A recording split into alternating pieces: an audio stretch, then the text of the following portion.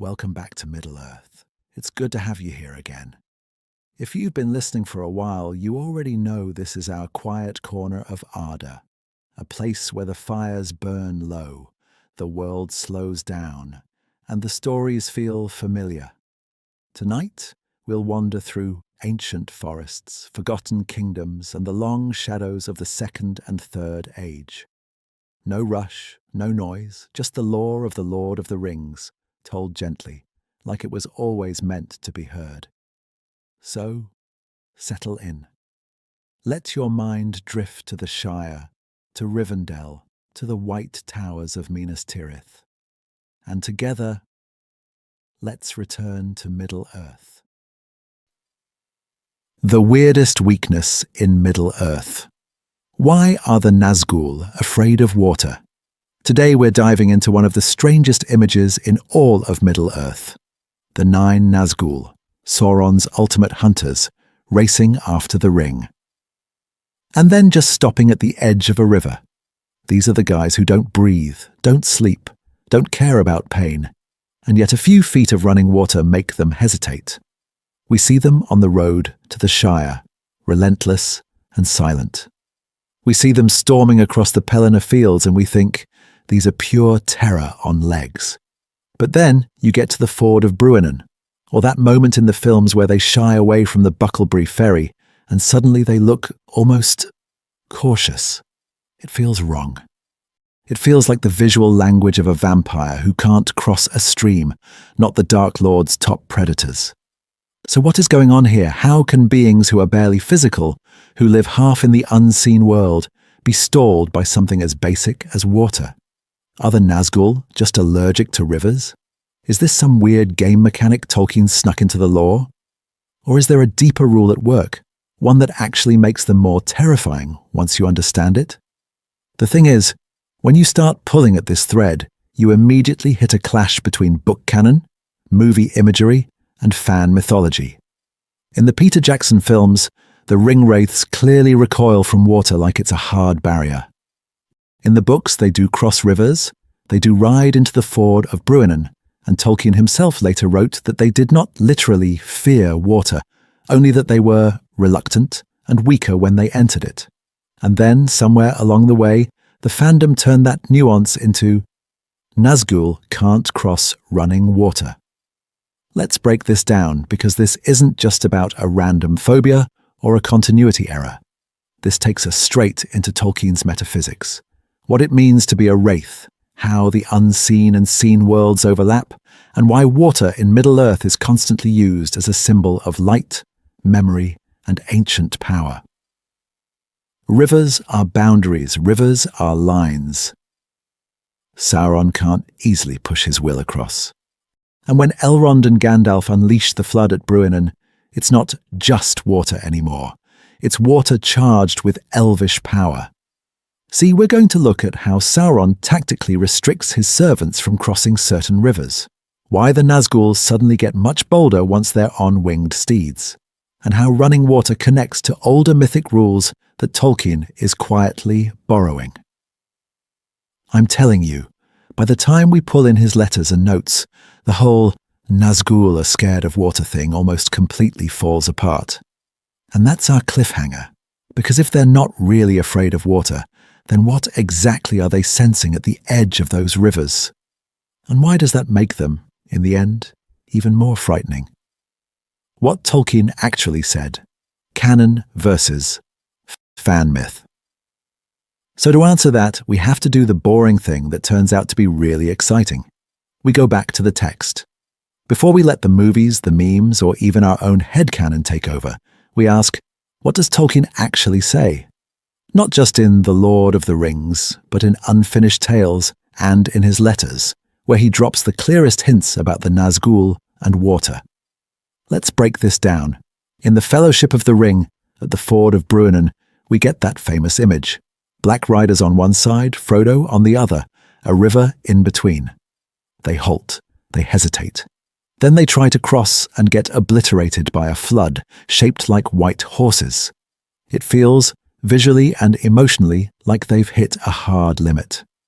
But the thing is, the text never says, They cannot cross water. It says they're held at bay, they're wary, and then they're swept away by a river that has been actively weaponized by Elrond and Gandalf.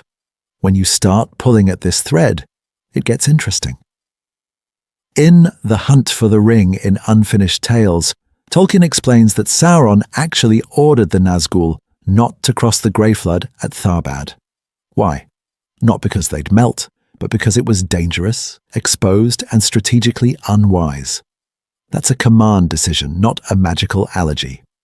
Elsewhere, Tolkien notes that they are reluctant to cross running water and weaker when they do, especially if they're not in their full gear and with Sauron's power blazing in the background. And then, in a later letter, he basically spells it out in plain language. The Nazgûl don't literally fear all water like vampires fear sunlight. Their problem is with running water, and even there it's a spiritual and tactical disadvantage, not an absolute rule of the universe. They can cross bridges, they can be ferried, they can get over a river if they must. It just blunts their presence, disrupts that unseen pressure they project, and exposes their physical mounts to real danger. Now contrast that with Peter Jackson's films. Those shots of Nazgûl rearing back from water, shrieking, stopping dead at a tiny stream? Iconic, visually powerful. They make you think, weakness discovered. But I'm telling you, that's cinematic amplification. It takes a subtle textual reluctance and cranks it to 11, because movies need clear, readable rules in 2 seconds, not nuanced metaphysics of disembodied wraiths.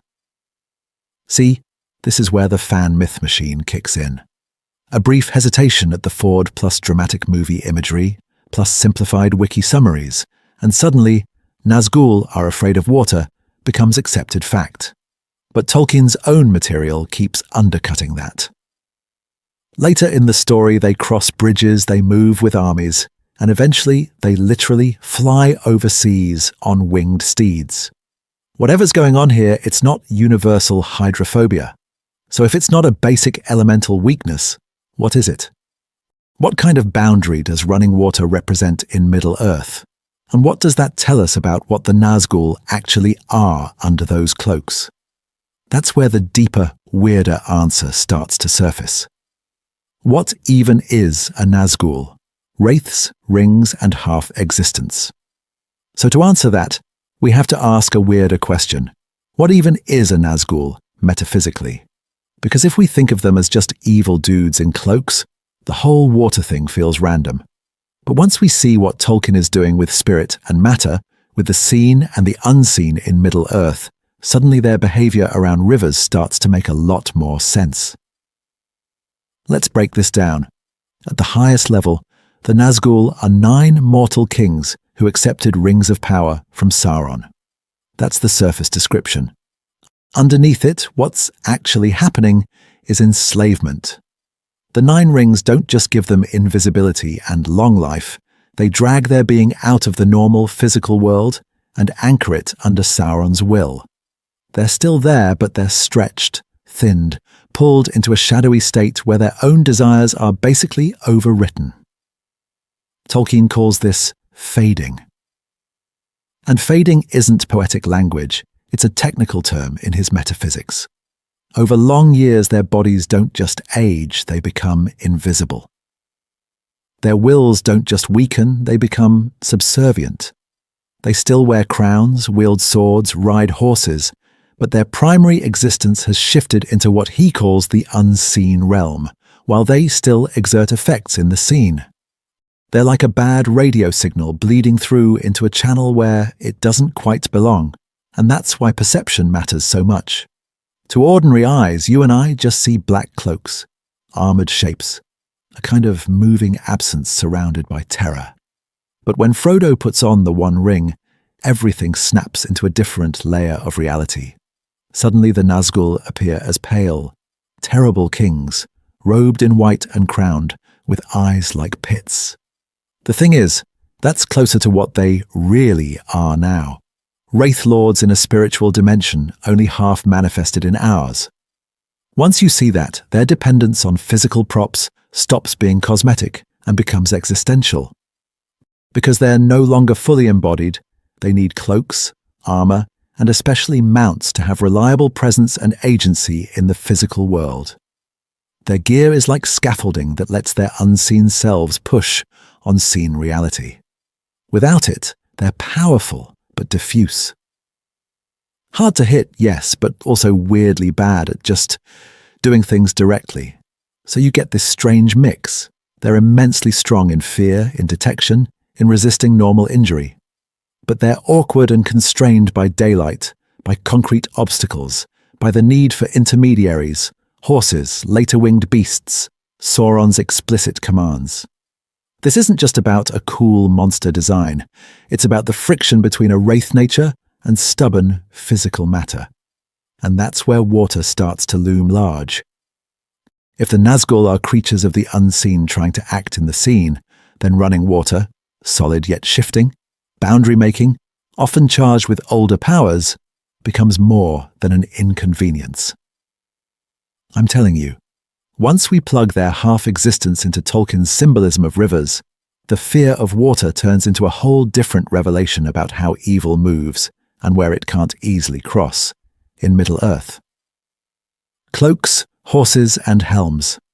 How the Nazgûl borrow bodies. So if the Nazgûl are half in the unseen and half in the seen, how do they even show up on a road in Bree or a hill outside the Shire? They cheat, they borrow bodies.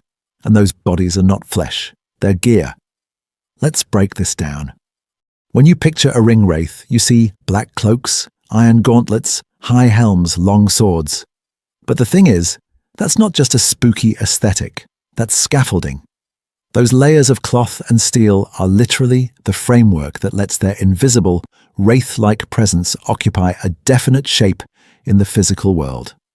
Without the cloak, the mailed hand, the hooded helm, you don't really have a rider for Frodo to see at all. You have a pressure in the air, a presence. Terrifying, yes, but vague and unfocused. And it doesn't stop with clothing. Their horses are part of this same borrowed body. We think of them as mounts, as transport, but actually they're extensions of Nazgûl power into the scene. Through those steeds they can move with incredible speed, trample enemies, and, crucially, project fear in a very tangible, physical way. A black horse rearing above you in the night is different from a chill in your soul. Its impact, its mass, its momentum. Tolkien makes this really explicit at the Ford of Bruinen. When the flood comes roaring down, charged with Elrond's authority and Gandalf's added fire, the Nazgûl are not disintegrated like sugar in tea. Their horses drown. Their cloaks and gear are ripped away and smashed. The wraiths themselves are driven out of their borrowed shells and scattered, and they have to slink back to Sauron to be re-equipped. They're not annihilated, but they're reduced to something like disembodied agents, still dangerous in the unseen, but with far less reach into ordinary, physical Middle-earth. See, once you notice that, rivers and floods stop being a "do Nazgûl melt in water" meme and turn into a serious operational problem. Horses hate unstable footing. Heavy armor becomes dead weight if you're swept off. Weapons, cloaks, helms, all of that can be torn away or ruined. If your entire ability to function in the scene depends on that kit staying intact, then a deep ford or a suddenly enraged river isn't just inconvenient. It's existentially risky. That's exactly what's happening at Bruinen. They ride into the ford because Sauron's will is on them, and the ring is calling, but they're gambling everything. If Elrond unleashes the river, and he does, they lose the horses, the cloaks, the swords, the whole borrowed body apparatus. I'm telling you, this isn't just about them getting washed away. It's about them being stripped back to their wraith core and forced into a long, vulnerable reset while Sauron forges new gear and later, even more terrifying winged steeds. So we get this idea of indirect vulnerability. The Nazgûl themselves can't drown, but their tools can be shattered, their bridge into the scene can be broken, and for a time, they become whispers instead of riders. And that's why water looms so large, not as acid for ring wraiths, but as the thing that can rip away the fragile costume that lets them hunt you in the daylight. Which raises the deeper question, if their power depends on this borrowed shell, What happens when someone attacks the bridge itself? The ring that anchors them to Sauron's will. Running water. In myth, why rivers are more than just wet. So when that bridge between worlds is under attack, we have to zoom out and ask, what kind of world are we actually in? Because Middle-earth isn't just a map with rivers on it. It's plugged into a much older imagination where running water is never just wet. Let's break this down. Across a ton of mythic traditions, moving water is where one realm ends and another begins. Think of the river Styx in Greek myth, literally ferrying souls between the living and the dead. Or in Norse stories, rivers of ice and venom marking the edges of the gods' domain. Celtic lore is full of streams that you cross at your peril, where time slips, oaths are bound, and the other world suddenly feels very close. We keep seeing the same pattern. Cross the water, cross a boundary. And the thing is, it's not just about geography, it's about power. Running water shows up again and again as purification, as a barrier against evil, as this liminal space where the rules bend. Folklore is packed with creatures that can hunt you in the forest, stalk you in your house, but can't follow you over a stream. It's not that the ghost can't swim, it's that the water belongs to someone or something that doesn't want that spirit on the other side. When you start pulling at this thread, Tolkien's choices stop looking random. He wasn't inventing in a vacuum. As a scholar of Northern and Western myth, he lived and breathed these river boundaries and holy waters. So when he writes rivers that feel alive, that remember, that answer to hidden wills, he's echoing that deep tradition, consciously or unconsciously plugging Middle-earth into the same current. See, in this framework, water can be charged with memory, with holiness, with an older light that exposes what's twisted. Certain rivers don't just block, they reveal.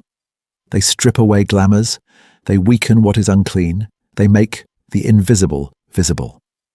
I'm telling you, that's exactly the pressure point for beings like the Nazgûl, who survive by blurring the line between seen and unseen.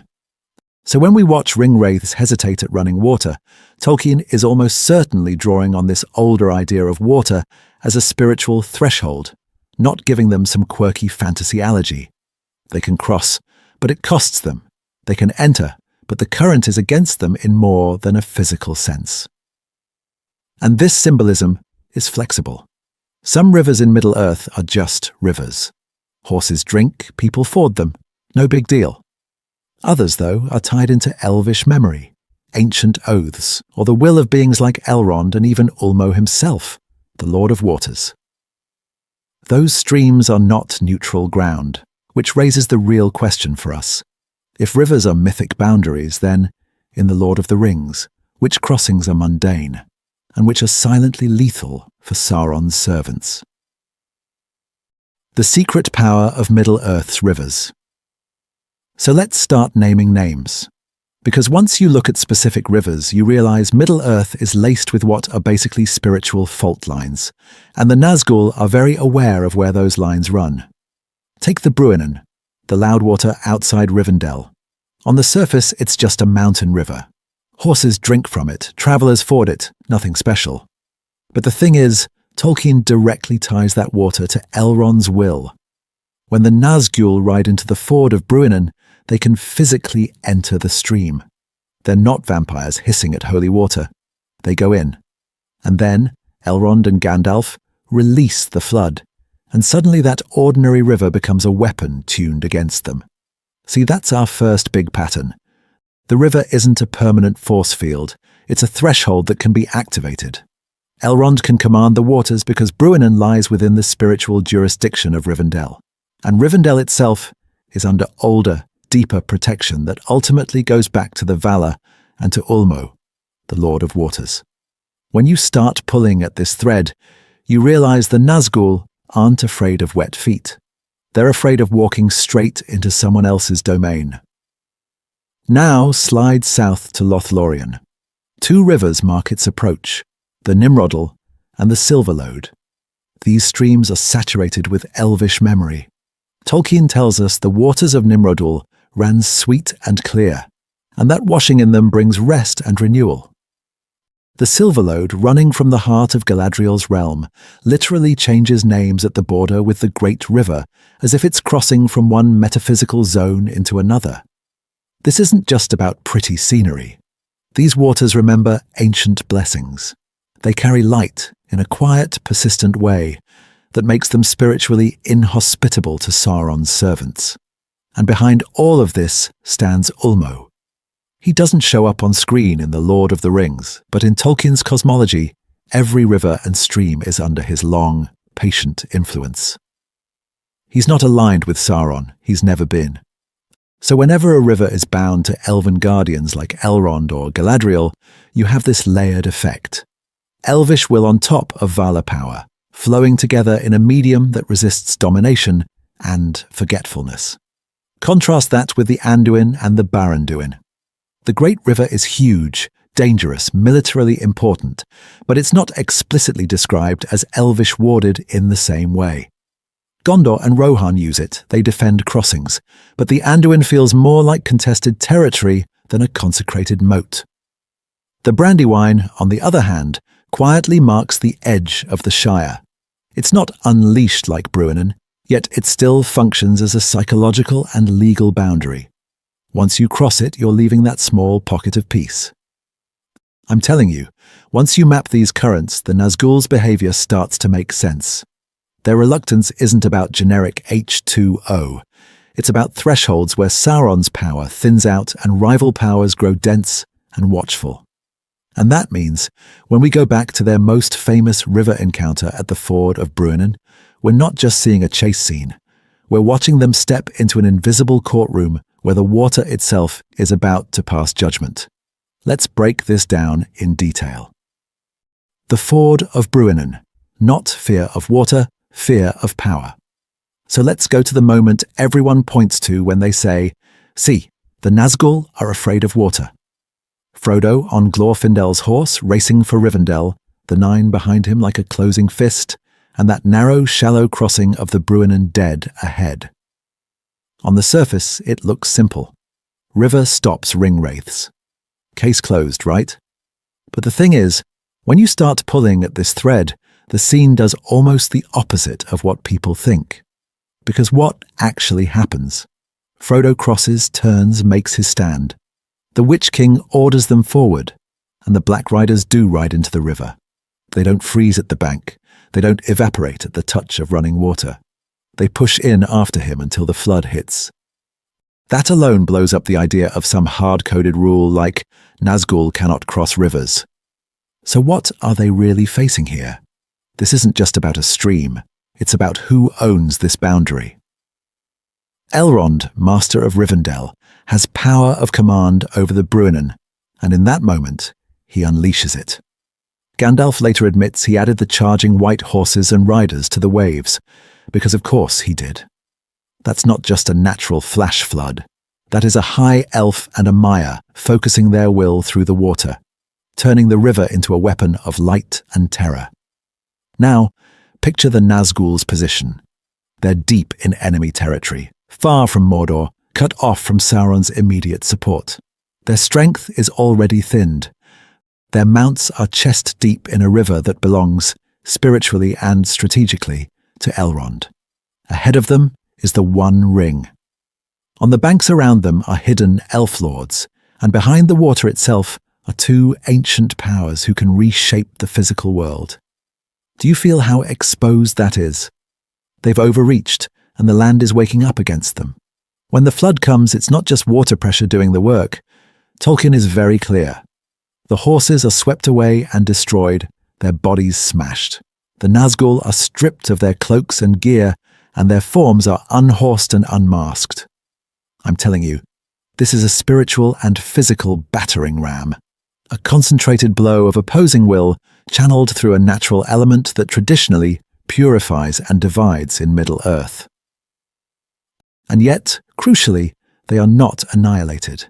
Their bodies are wrecked, their wrappings torn, their mounts drowned, but the ringwraiths themselves flee as disembodied terror and slowly return to Mordor.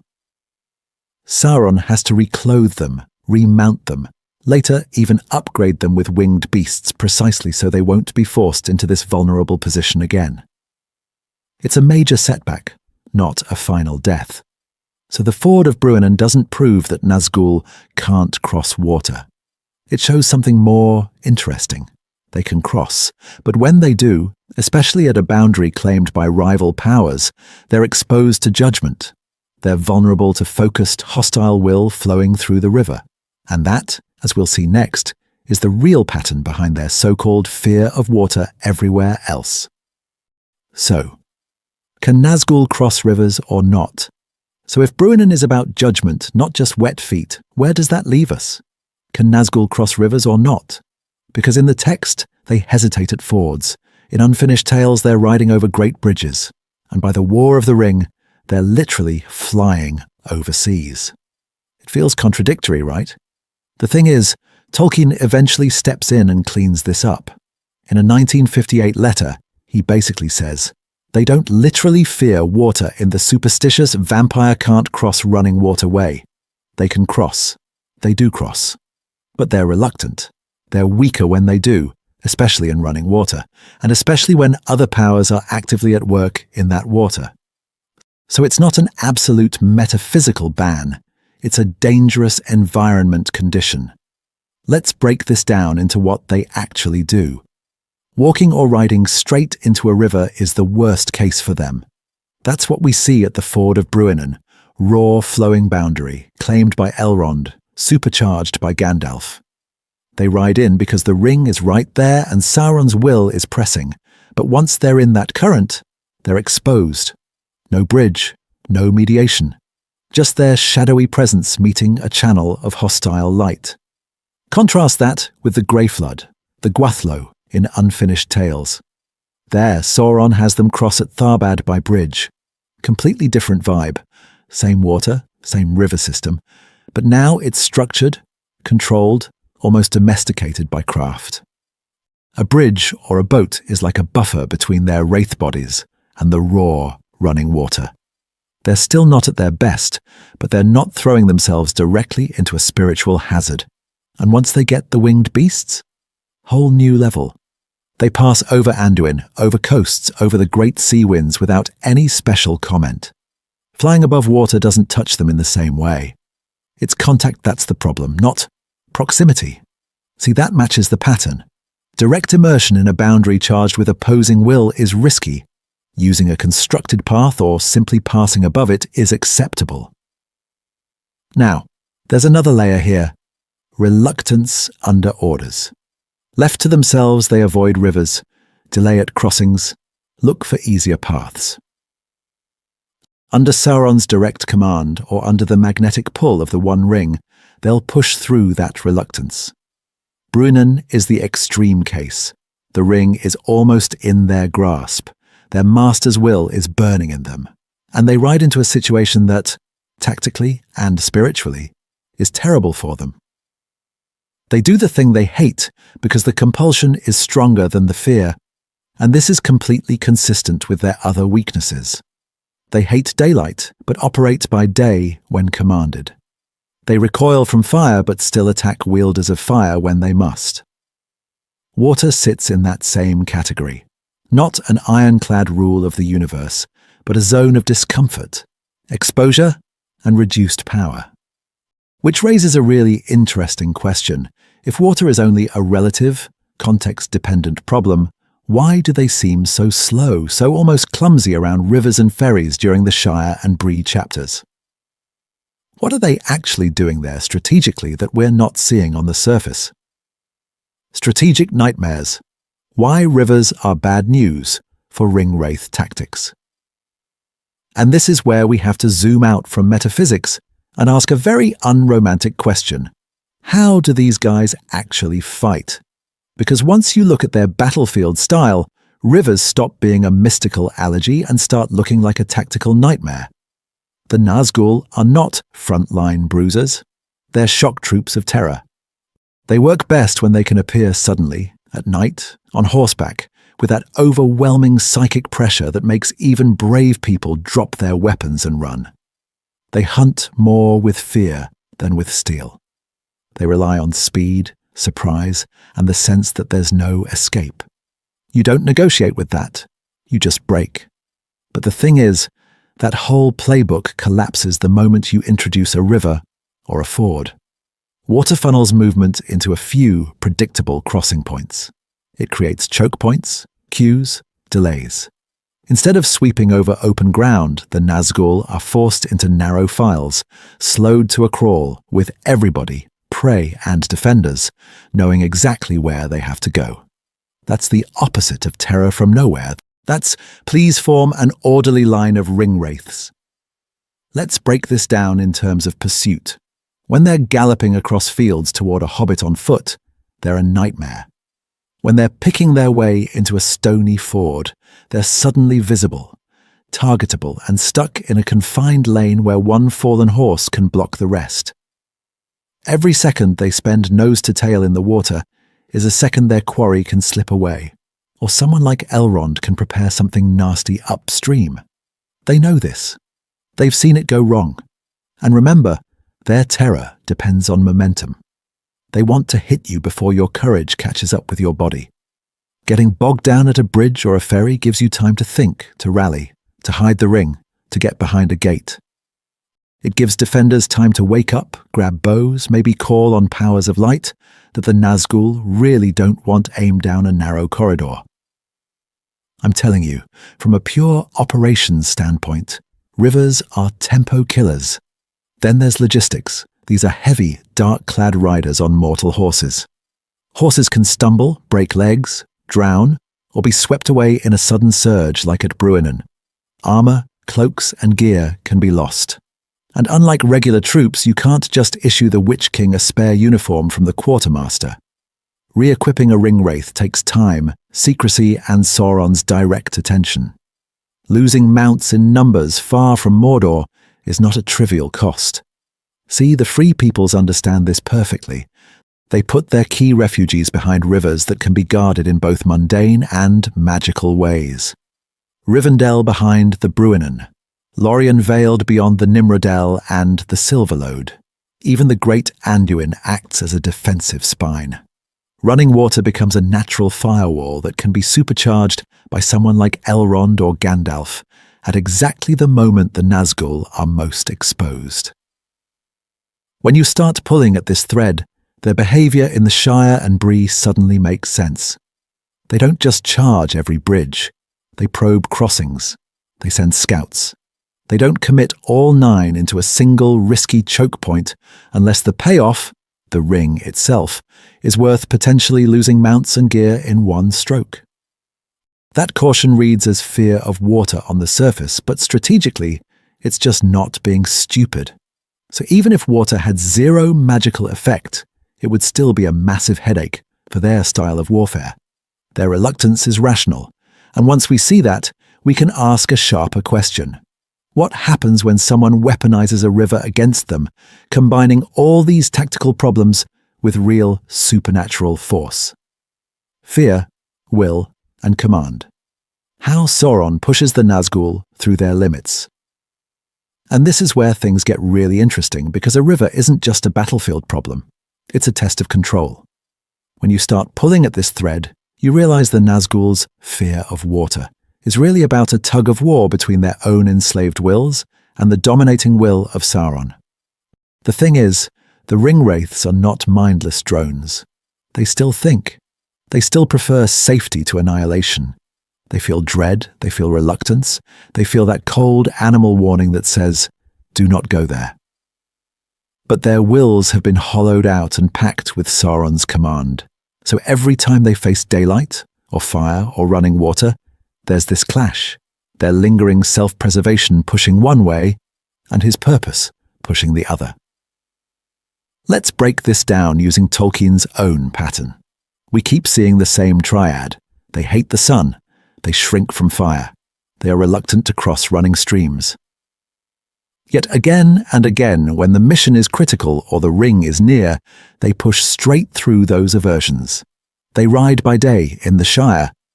They close in on Weathertop with fire on the hill. And at the Ford of Bruinen, they actually enter the river. So clearly this isn't some hard magical prohibition. It's a threshold that can be forced. At Bruinen, we watch the tension play out almost in real time. First, they hesitate on the bank, trying to psyche Frodo into surrender without crossing. That's their own fear and tactical caution talking. Then the ring is right there, almost within reach, and Sauron's orders are very clear. Retrieve it at all costs. Suddenly they surge forward, plunging their horses into the water. For a moment, his will wins. Only when Elrond and Gandalf turn the river itself into a weapon of ancient light. Do they break? Because now, it's not just water. It's a boundary charged with power. They cannot endure. See, this helps us talk about gradations of command. When they're far from Mordor, operating on the edge of his influence, Sauron's control is more like a standing order than a live possession. In those conditions, their own fears and their very real sense of danger have more room to operate. They probe, they delay, they avoid unnecessary crossings. But the closer they are to him, or the more intensely he focuses on them, the more reckless they become. They ride in daylight, they ignore pain, they push through hazards that would normally make them pull back. Over the course of the story, as Sauron declares himself, gathers armies, and pours more of his attention into the war that grip tightens. The Nazgûl we meet on winged steeds are not the same cautious hunters from the Shire. I'm telling you, their fear of water has been downgraded from a strong instinct to a background complaint. Once Sauron arms them with mounts that can simply fly over rivers, the whole equation changes. Their old boundary vanishes, their hunting pattern mutates, and suddenly nowhere in Middle-earth feels safely across the water anymore. From horses to fell beasts. How flight breaks the river problem. And once that boundary vanishes, we hit the next phase of their evolution, the sky. The Nazgûl on horseback are terrifying. The Nazgûl on fell beasts are something else entirely. We think of this as a cool visual upgrade in the films, but actually it's a fundamental rewrite of how they interact with Middle-earth itself. Let's break this down. Those winged creatures Sauron gives them after Bruinen aren't just scary mounts. They're an answer to a problem. On horses, the ring wraiths are chained to roads, bridges, and fords. They have to respect rivers as lines on the map. On fell beasts, that whole logic disappears. No more waiting at crossings. No more getting funneled into choke points like the Ford of Bruinen. They can simply rise above it. The thing is that above isn't just tactical, it's metaphysical. When you start pulling at this thread, you see how flight lets them dodge both layers of their water problem at once. Physically, they no longer need to put hoof or foot into running water, so they avoid the weakening Tolkien hints at in his letters. Spiritually, they're not trying to push through boundaries charged with older light and older authority. They're skimming over them like a dark shadow that refuses to touch the ground. Notice the timing. They only gain these winged steeds after the disaster at the Ford of Bruinen, when Elrond and Gandalf weaponize the Bruinen itself and wipe out their horses. That's not random. That's Sauron looking at the board and saying, "Rivers just cost me my best hunters, so we're not playing that game again." As his power swells in Mordor, his resources expand, and suddenly he can afford to give his chief servants bodies and mounts that answer their earlier vulnerabilities directly. And from that point, their role in the war shifts. They stop being primarily ground-level trackers and become aerial scouts, terror weapons, long-range hunters. Over Minas Tirith, they're not checking maps for fords. They're circling like vultures, screaming from the clouds, diving wherever they sense fear or the presence of the ring. Could any valley, any island, any riverbank village really feel out of reach once the Nazgûl can cross mountains, marshes, and seas in a single, unbroken line? But this isn't just about overcoming a phobia and calling it a day. Their underlying aversion to certain boundaries doesn't magically vanish. Sauron has given them a workaround, As long as they're in the air, they remain mostly insulated from direct contact with those charged thresholds, rivers like the Anduin, enchanted waters like the Bruinen, that once checked their advance. See, that increased freedom of movement lines up perfectly with Sauron's more open, aggressive phase. He's no longer hiding in Dol Guldur, playing subtle games with geography and secrecy. He's throwing armies at Gondor, blackening the skies, and turning the world into his surveillance state. In that context, old river-based defenses matter less, because the war isn't being fought at fords anymore. It's being fought in the open, under a darkened sky. So by the time they're airborne, the Nazgûl's fear of water looks very different. Not cured, not disproven, strategically neutralized. Their master's growing power has lifted them over one of Middle-earth's oldest lines of resistance. And the real question becomes, what, if anything, can still block them now? Water as a line they can't own. Territory, jurisdiction, and spiritual borders. And this is where we have to zoom out and ask, what kind of battlefield are we actually on? Because the thing is, Middle-earth isn't just divided up by kings and borders on a map. It's carved up spiritually. Different regions, different elements, even different rivers fall under different jurisdictions of power. When you start pulling at this thread, you see it everywhere. Some places lean toward the Vala, some toward the Maya, some toward the Elves. Some are under Sauron's shadow. Mordor, Angmar, the blasted lands around Dol Guldur. These are spaces he can actually imprint himself on through war, industry, and fear. Land is heavy, land can be scarred. You can mine it, burn it, wall it, and turn it into a machine of domination. Water is another story, especially running water. It doesn't hold a shape. It doesn't keep a scar, it moves, it cleanses, it refuses to stay where you pin it. In Tolkien's world, that fluidity isn't just poetic, it's theological. It reflects the power of Ulmo, the Lord of Waters, who never fully left the world, and who can still, sometimes, act without Sauron's permission. We think of Sauron as this total surveillance state, but water is one of the places where his signal drops. Let's break this down with Rivendell. Elrond's refuge isn't just tucked in a nice valley, it's wrapped in the power of the Bruinen, a boundary of running water that can suddenly become a weapon when Elrond and Gandalf call on it. That flood isn't just a flood. It's local authority being asserted. Sauron's servants ride in assuming they're operating under his jurisdiction, and the river itself stands up and says, absolutely not. LotHorien plays a similar game with a different flavour. The Silverlode and Nimrodel, the veiled approach across the Celebrant. These rivers create layered thresholds. You're not just crossing a landscape, you're moving through zones where Elvish will, ring power through Galadriel, and the older music of water all overlap. I'm telling you, this isn't just about pretty forest aesthetics.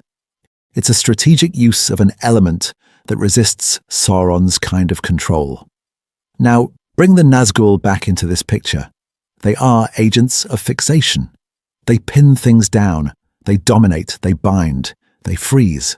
Their whole existence is about turning the living, changing world into something static under the ring.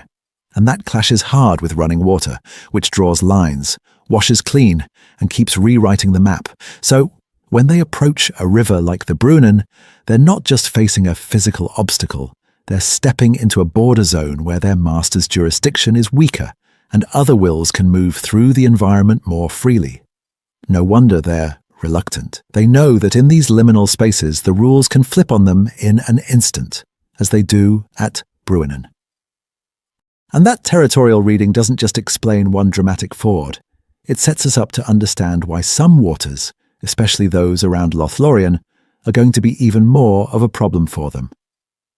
Why the Nazgûl don't just swim into the Shire. So when we swing back to the Shire, everything we've just talked about suddenly makes those early Nazgûl movements look very different, right? They're not just wandering around in black cloaks being creepy. They're probing the edge of a protected space, feeling out a boundary they don't fully control. Let's break this down with the actual map in your head. The Shire is hugged on the east by the Brandywine, the Barrenduin, and that river is not just a blue line on the page, it's a real obstacle with only a few good crossing points. Bucklebury Ferry isn't a cute rustic detail, it's strategic infrastructure. It's one of the only fast ways a hobbit can get a pony, a cart, and a ring across that water in a hurry. So what happens? The hobbits reach the ferry. The Black Rider shows up on the bank, and he stops. He does not spur his horse straight into the river, even though they're right there, even though he outmatches any local resistance 10-1. Why? If these are Sauron's terror weapons, why does a ferry timetable matter? The thing is, once you remember that the Nazgûl are operating in bodies that are both powerful and fragile, the hesitation makes sense. Charging into a river in the dark risks losing the horse, the gear, and maybe the ring itself if Frodo slips away in the confusion. Water hides sound, scatters scent, scrambles their already strange perception of the physical world. This isn't just about courage, it's about control, and spiritually, even the Brandywine is a liminal line. It's not Bruinen-level enchanted, but it's still a living boundary in Middle-earth, part of that network of flowing waters where older powers can lean in. When you start pulling at this thread, you see that for beings tied to Sauron's shadow, every crossing is a tiny metaphysical risk. Step off the firm land of his growing influence, step into a medium where other wills might be closer. On top of that, the Shire is not some random, unclaimed backwater from Sauron's perspective. Gandalf has been watching it for decades. The Rangers are in the wild. The West still has eyes there. So the Nazgûl's brief is reconnaissance and quiet capture, not open war. If they start splashing horses through rivers, shrieking, forcing the issue with raw terror, they light up every alarm system the West still has. So they circle, they test gates, they ask questions, they try roads and bridges instead of dramatic swims. I'm telling you, their caution around the Brandywine is not a plot hole. It's the same pattern we saw at Bruinen, just dialed down. Unless the ring is right there in the water, or Sauron gives a direct, explicit order, they avoid moves that are noisy, risky, and spiritually ambiguous. And if this is how they behave on the sleepy borders of the Shire, what happens when the rivers they face aren't just ordinary at all, but explicitly bound to the will of some of the most powerful elves left in Middle-earth? Nazgûl versus Elvish waters, Rivendell, Lorien, and the limits of their reach. And this is where things stop being cozy, Shire problems, and start brushing up against the great Elvish strongholds. Because once you leave the Brandywine behind and you look at Rivendell and Lothlorien, you notice something. The really hidden Elvish realms in Middle-earth keep putting rivers at the door. Rivendell has the Bruinen, Lorien has Nimrodel, and the Silverlode. Those aren't just pretty geographic details. They're the first line of a different kind of power. They're moving borders, liquid walls, places where the physical river and the spiritual authority of Elrond and Galadriel overlap in a very deliberate way. Let's break this down. We actually see the Nazgûl test Rivendell's boundary. They ride into the Ford of Bruinen, they push across the water, and on the surface it looks like, see, they don't really fear rivers. But then Elrond, with Gandalf's help, unleashes that flood, shaped like charging white horses, and the ringwraiths are absolutely wrecked.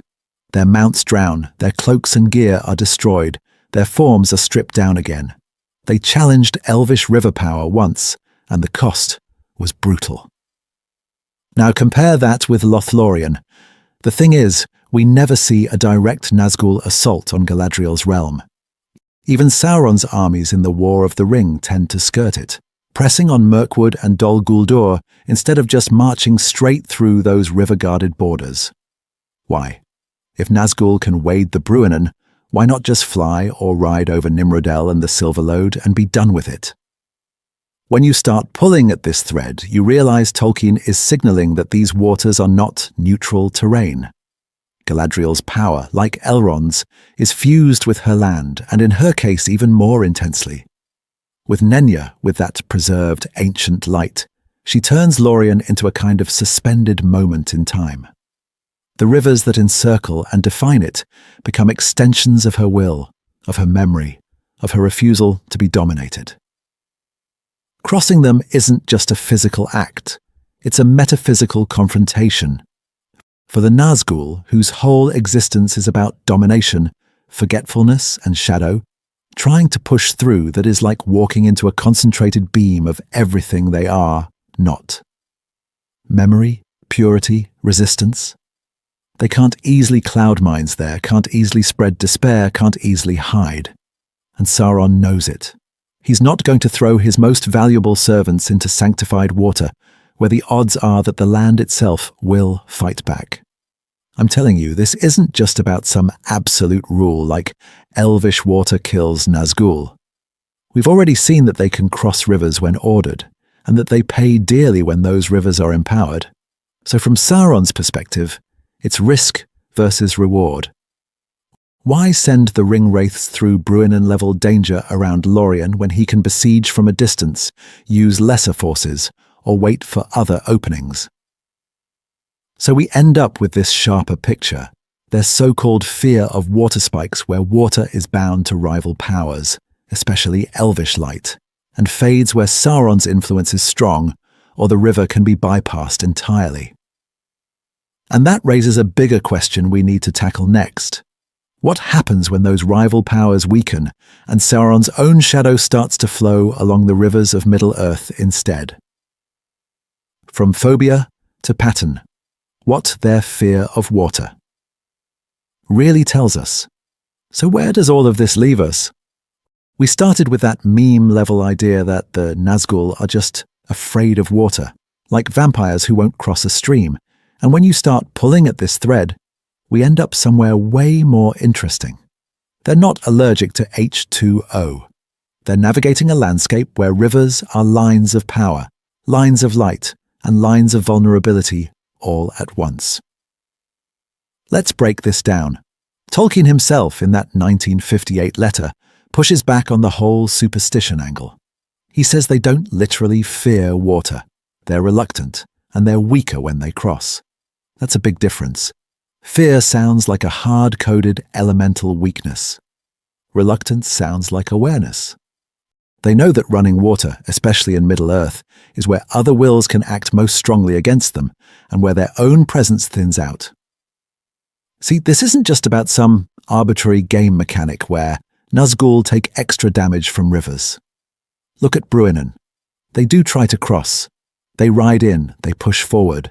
They're inches from grabbing Frodo.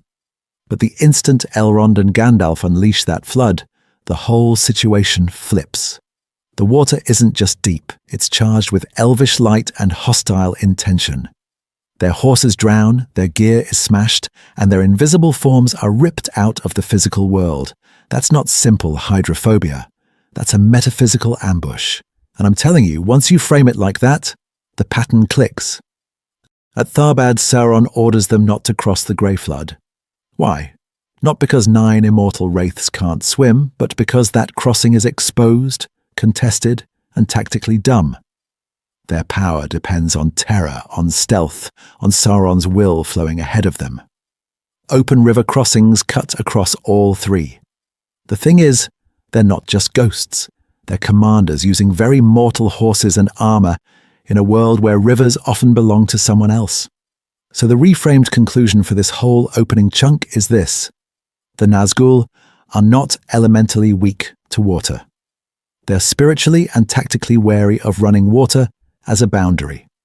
Boundaries where rival powers can intervene. Boundaries where their physical proxies can be drowned or burned away. Boundaries where Sauron's grip on them stretches thin and other voices, other lights, can cut in. That lines up perfectly with Tolkien's own comments. Reluctance, not impossibility. Context-dependent, not absolute. They'll ford an ordinary stream under orders, especially once Sauron's shadow grows. But put them at an elvish-guarded river like Bruinen, or a border current like Nimrodel or the Anduin near Gondor, and they hesitate, they probe, they wait for backup. Their caution suddenly looks intelligent, not pathetic. Narratively, that makes their defeats sharper and their evolutions scarier. Bruinen isn't just water beats wraiths.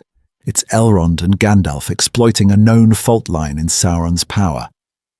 And later, when the Nazgûl take the skies on fell beasts, that's not just a cool upgrade. That's Sauron systematically patching this weakness, lifting them above the rivers that once broke them. So maybe we've been asking the wrong question.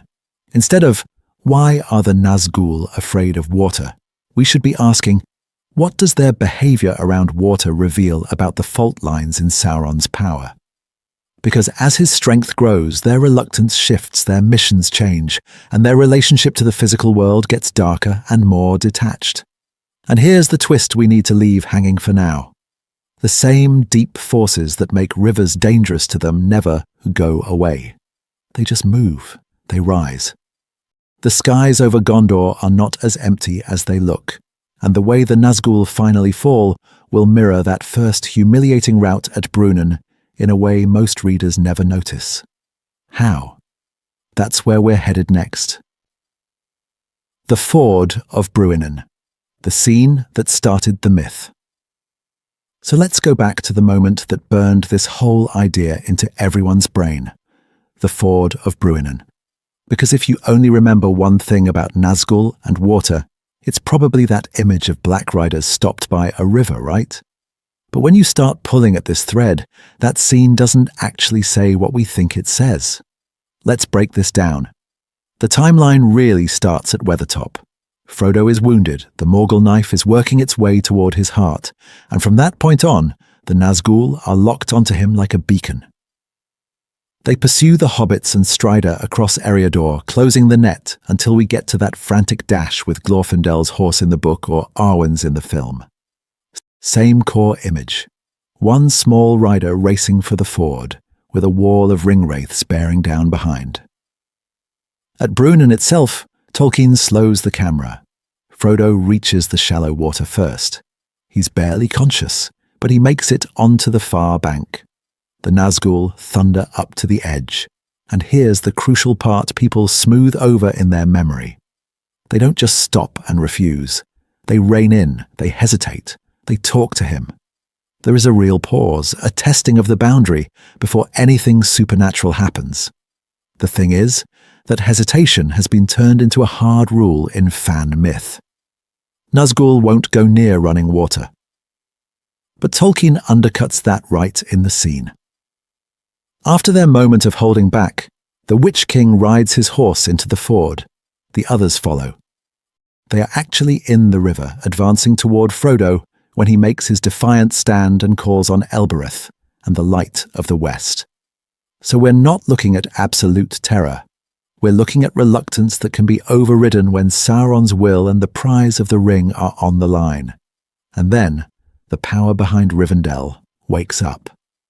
Elrond and Gandalf unleash the flood, and it's not just water.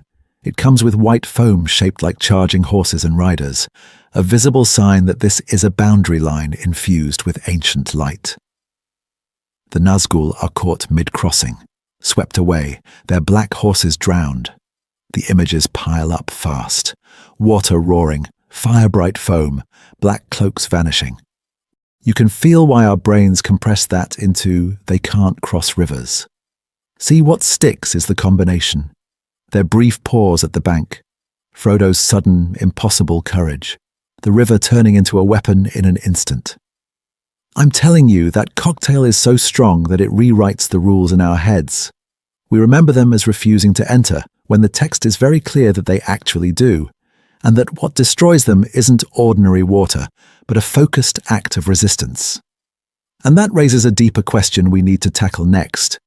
If it wasn't the river itself they were reacting to, what exactly were the Nazgûl sensing at Bruinen?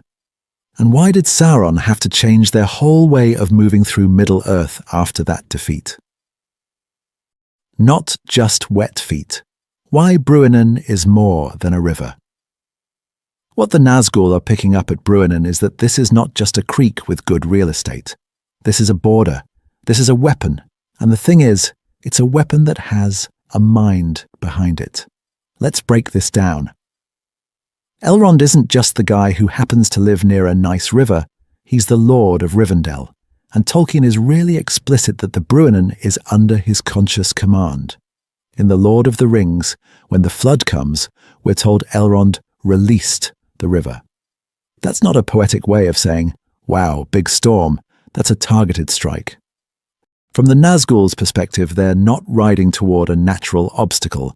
They're riding toward Elrond's hand on a lever marked Obliterate Invaders. And then Gandalf dials it up even further. In the text, he later explains that he added the imagery of white horses and riders to the flood. That detail matters so much. This isn't just about making the scene more cinematic.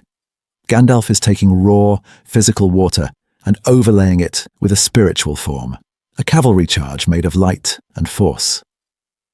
You get this fusion of elvish mastery over the land and Maya power shaping its appearance. To mortal eyes, it's terrifying. To the Nazgûl, who live primarily in the unseen, it's blinding. See, the ring-wraiths are disembodied beings anchored to Middle-earth through those black cloaks and their steeds. They operate on both levels at once, the seen world of rocks and rivers, and the unseen world of wills, fear, and power. When you start pulling at this thread, Bruinen becomes a kind of double barrier. On the surface, it's a shallow ford. Underneath, in the unseen, it's a wall of concentrated elvish and Maya hostility, keyed specifically against Sauron's servants. Of course, they hesitate. Who wouldn't pause before riding straight into a visible spell going off in your face? I'm telling you, the Nazgûl are not thinking, oh no, scary wet stuff. They're thinking, this is a fortified gate. The Ford of Bruinen is Rivendell's front door, and Elrond has wired that door with every alarm and defense he can muster. To cross there under the eyes of Elrond and with Gandalf nearby is to step directly into a kill zone where their usual advantages, terror, invisibility, the pull of the ring, are all being pushed back by a flood of opposing power. So when they draw up on the bank, that pause is tactical. It's the same kind of calculation they make later when Sauron orders them not to cross certain rivers openly. They can feel that this river is really a spiritual border checkpoint, radiating enemy strength. And that sets up a bigger pattern we need to follow next. Why in Middle-earth so many rivers turn out to be invisible walls, and how Bruinen is the prototype for that whole hidden geography of power. Rivers as lines in the world, water as a boundary in Middle-earth. So once you see Bruinen as more than just a wet obstacle, you start to notice something else. Middle-earth is crisscrossed with these liquid fault lines where the whole atmosphere changes when you step over. Rivers aren't just scenery, they're where the map of power quietly redraws itself. Let's break this down with the Anduin, because that river is practically a moving border treaty. On the west bank you have Lorien and then Rohan, realms still resisting Sauron's shadow. On the east you move into the Emyn Muil, the Dead Marshes, and ultimately Mordor's orbit. When the Fellowship debates where to cross, they're not just picking a ferry route, they're choosing which spiritual current to step into. After Rauros, the Fellowship splits, and notice how that split literally follows the flow of the river. The Anduin marks where one story becomes three.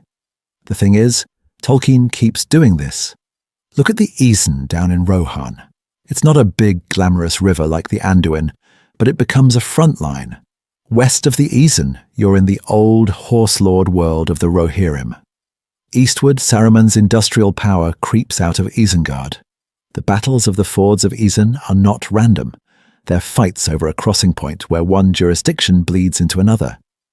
Whoever controls that ford controls which power can physically and spiritually spill into Rohan. And when you start pulling at this thread, it goes all the way back to the First Age. The Sirion is the classic example. On one side you have the hidden realms and refugees like Gondolin upstream, and the havens at its mouth. On the other, the ever-pressing reach of Morgoth's war. Again and again, people risk everything to cross Sirion, and every crossing marks a turning point. Escapes, betrayals, oaths tested under pressure. These aren't neutral waters. They're story thresholds. Even the sea works this way. The Great Sea is not just more water. It's the ultimate boundary between Middle-earth and the undying lands, between fading history and undying light. When someone sails west, they don't just travel. They leave one metaphysical jurisdiction and enter another. That's the larger-scale version of what Bruinen is doing in miniature. See, in mythic storytelling, borders are pressure points. They're where pursuers are held back, where oaths either hold or snap, where powers clash because no one fully owns the in-between. This isn't just about geography, it's about where the rules of the game change. I'm telling you, once you view rivers as thresholds, the Nazgûl's hesitation stops looking like cowardice and starts looking like recognition. As Sauron's instruments, the ring-wraiths are especially tied to these edges. Rivers like Bruinen, the Anduin near Lorien, the Grey Flood by Eriador, they all mark limits of his influence and the beginnings of rival domains. Elrond's, Galadriel's, even the lingering memory of the Valar. So when a Nazgûl reins in at a ford, it's not just a physical pause, it's the moment where one will ends and another begins. And in the next section, we'll see how Sauron's commands and their later winged steeds are all about hacking those boundaries rather than ignoring them. Ancient powers in the water, Ulmo, Ossa, and the echo of old fears. And here's where the rivers stop being just geography and start feeling like enemy territory. If Sauron's will has edges, we have to ask, whose domain begins where his ends? And why would that make a Nazgûl look twice at a stretch of dark, moving water? Let's break this down. In the background of all of Middle-earth's seas and rivers is Ulmo, Valar of Waters. Unlike most of the Valar who retreat to Valinor and deal with the world at a distance, Ulmo never really leaves. He moves through the deeps, through the rain, through every river that carves a boundary. The thing is, Tolkien describes him as the one power who still walks the outer lands, in person, long after the others withdraw. So when a ring-wraith rides up to a major river, they're not just facing H2O. They're brushing up against the last active frontier of an ancient god's influence. And Ulmo doesn't work alone. In his service are the Maiar of the seas, Ossa and Oinen. Ossa is the wild one. He loves coast storms, the crashing, hostile sea that can shatter fleets and swallow kingdoms. Oinen is the calmer presence, the lady of the seas, who can restrain Ossa and protect sailors who honor her. Together, they encode this idea that water is double-edged. It can shelter you or it can annihilate you. It can be a shield or it can be a weapon, depending on which ancient will is currently rippling through it. I'm telling you, this isn't just about pretty ocean imagery. Tolkien keeps coming back to one specific theme. Ulmo communicates through water. In the Silmarillion, his music is heard in rivers and the sea. He sends dreams and warnings to Turgon and Tuor through the sound of flowing water. Streams whisper counsel, waves bring visions. Water becomes a live channel of resistance, a medium where Morgoth's and later Sauron's influence is thinnest. If Sauron's power spreads like a dark web over land, Ulmo's presence is the interference pattern, the static, the place where that web can't fully stick. So imagine you're Sauron or one of his ring-wraiths. You know the old stories. You know that when Morgoth was at the height of his power, Ulmo still slipped messages through rivers, still undermined his plans. When you start pulling at this thread, a pattern appears. Great rivers in Middle-earth often mark borders that resist the shadow. Bruinen at Rivendell, Nimrodel and Silverlode near Lorien, the Anduin guarding Gondor. These aren't random. They're pressure lines between jurisdictions. See, from that in-world perspective, a broad river isn't neutral ground. It's potentially enemy ground. Not just in a military sense, but in a spiritual one. A Nazgûl riding into deep, running water is stepping into a medium historically used by an ancient rival power, to guide, to protect, and to strike. Even if Ulmo never shows up on the page in The Lord of the Rings, his echo is everywhere the water runs. And in the next section, we'll see how Sauron's commands and the Nazgûl's tactics are basically an attempt to root around that watery opposition rather than charge straight through it. Why the Nazgûl don't swim: bodies, buoyancy, and wraith physics. So now we have this picture. Water in Middle-earth isn't neutral terrain. It's a domain where older powers still whisper. But that raises a very practical question, right? What does that actually mean for a ring wraith trying to get from point A to point B without, dissolving into metaphysical soup? Let's break this down. We've already seen that the Nazgûl's primary existence is in the unseen realm. Their real selves are wraith-like, invisible, pulled tight under the domination of Sauron's will. The cloaks, the mail, the gauntlets, even the terrifying black horses. Those are anchors. They're the scaffolding that lets these almost disembodied beings register as weight, as presence, as a physical threat in the seen world you and I recognize. And the thing is, once you accept that, all the weird tactical choices suddenly start to make sense. The Nazgûl don't feel cold the way a rider of Rohan would. They don't get saddle sore. They probably don't think of weight or fatigue in any normal way at all. But they still need contact points. They still need horses, boats, bridges, and solid ground to translate their unseen motion into seen world movement. No anchor, no leverage, no terror. So imagine for a second a ring wraith trying to swim. It's almost physical comedy. You have armor that doesn't corrode you, a body that's barely there, and a cloak that's more about shape than warmth. If that gear gets ripped away in a churning river, what's left that the seen world can grab onto? You don't get a dripping, exhausted black rider crawling onto the bank. You get absence. A will and a malice that can't quite take hold. This is why deep water is a special kind of nightmare for them. Shallow fords like Bruinen are already risky. We watch their horses drown and their gear get smashed when Elrond and Gandalf unleash that flood. Now, scale that up to an uncontrolled river crossing with no elvish flood, just chaos. Strong current, debris, armor catching on rocks. Every force acting on their physical anchors is a force threatening to peel them out of the seen realm entirely. When you start pulling at this thread, Tolkien's comments fall into place. In his letters, he says they don't literally fear water as water.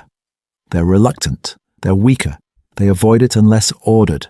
That isn't superstition, that's risk assessment. The medium itself interferes with their ability to stay coherently manifested. So from a purely tactical standpoint, they're conservative.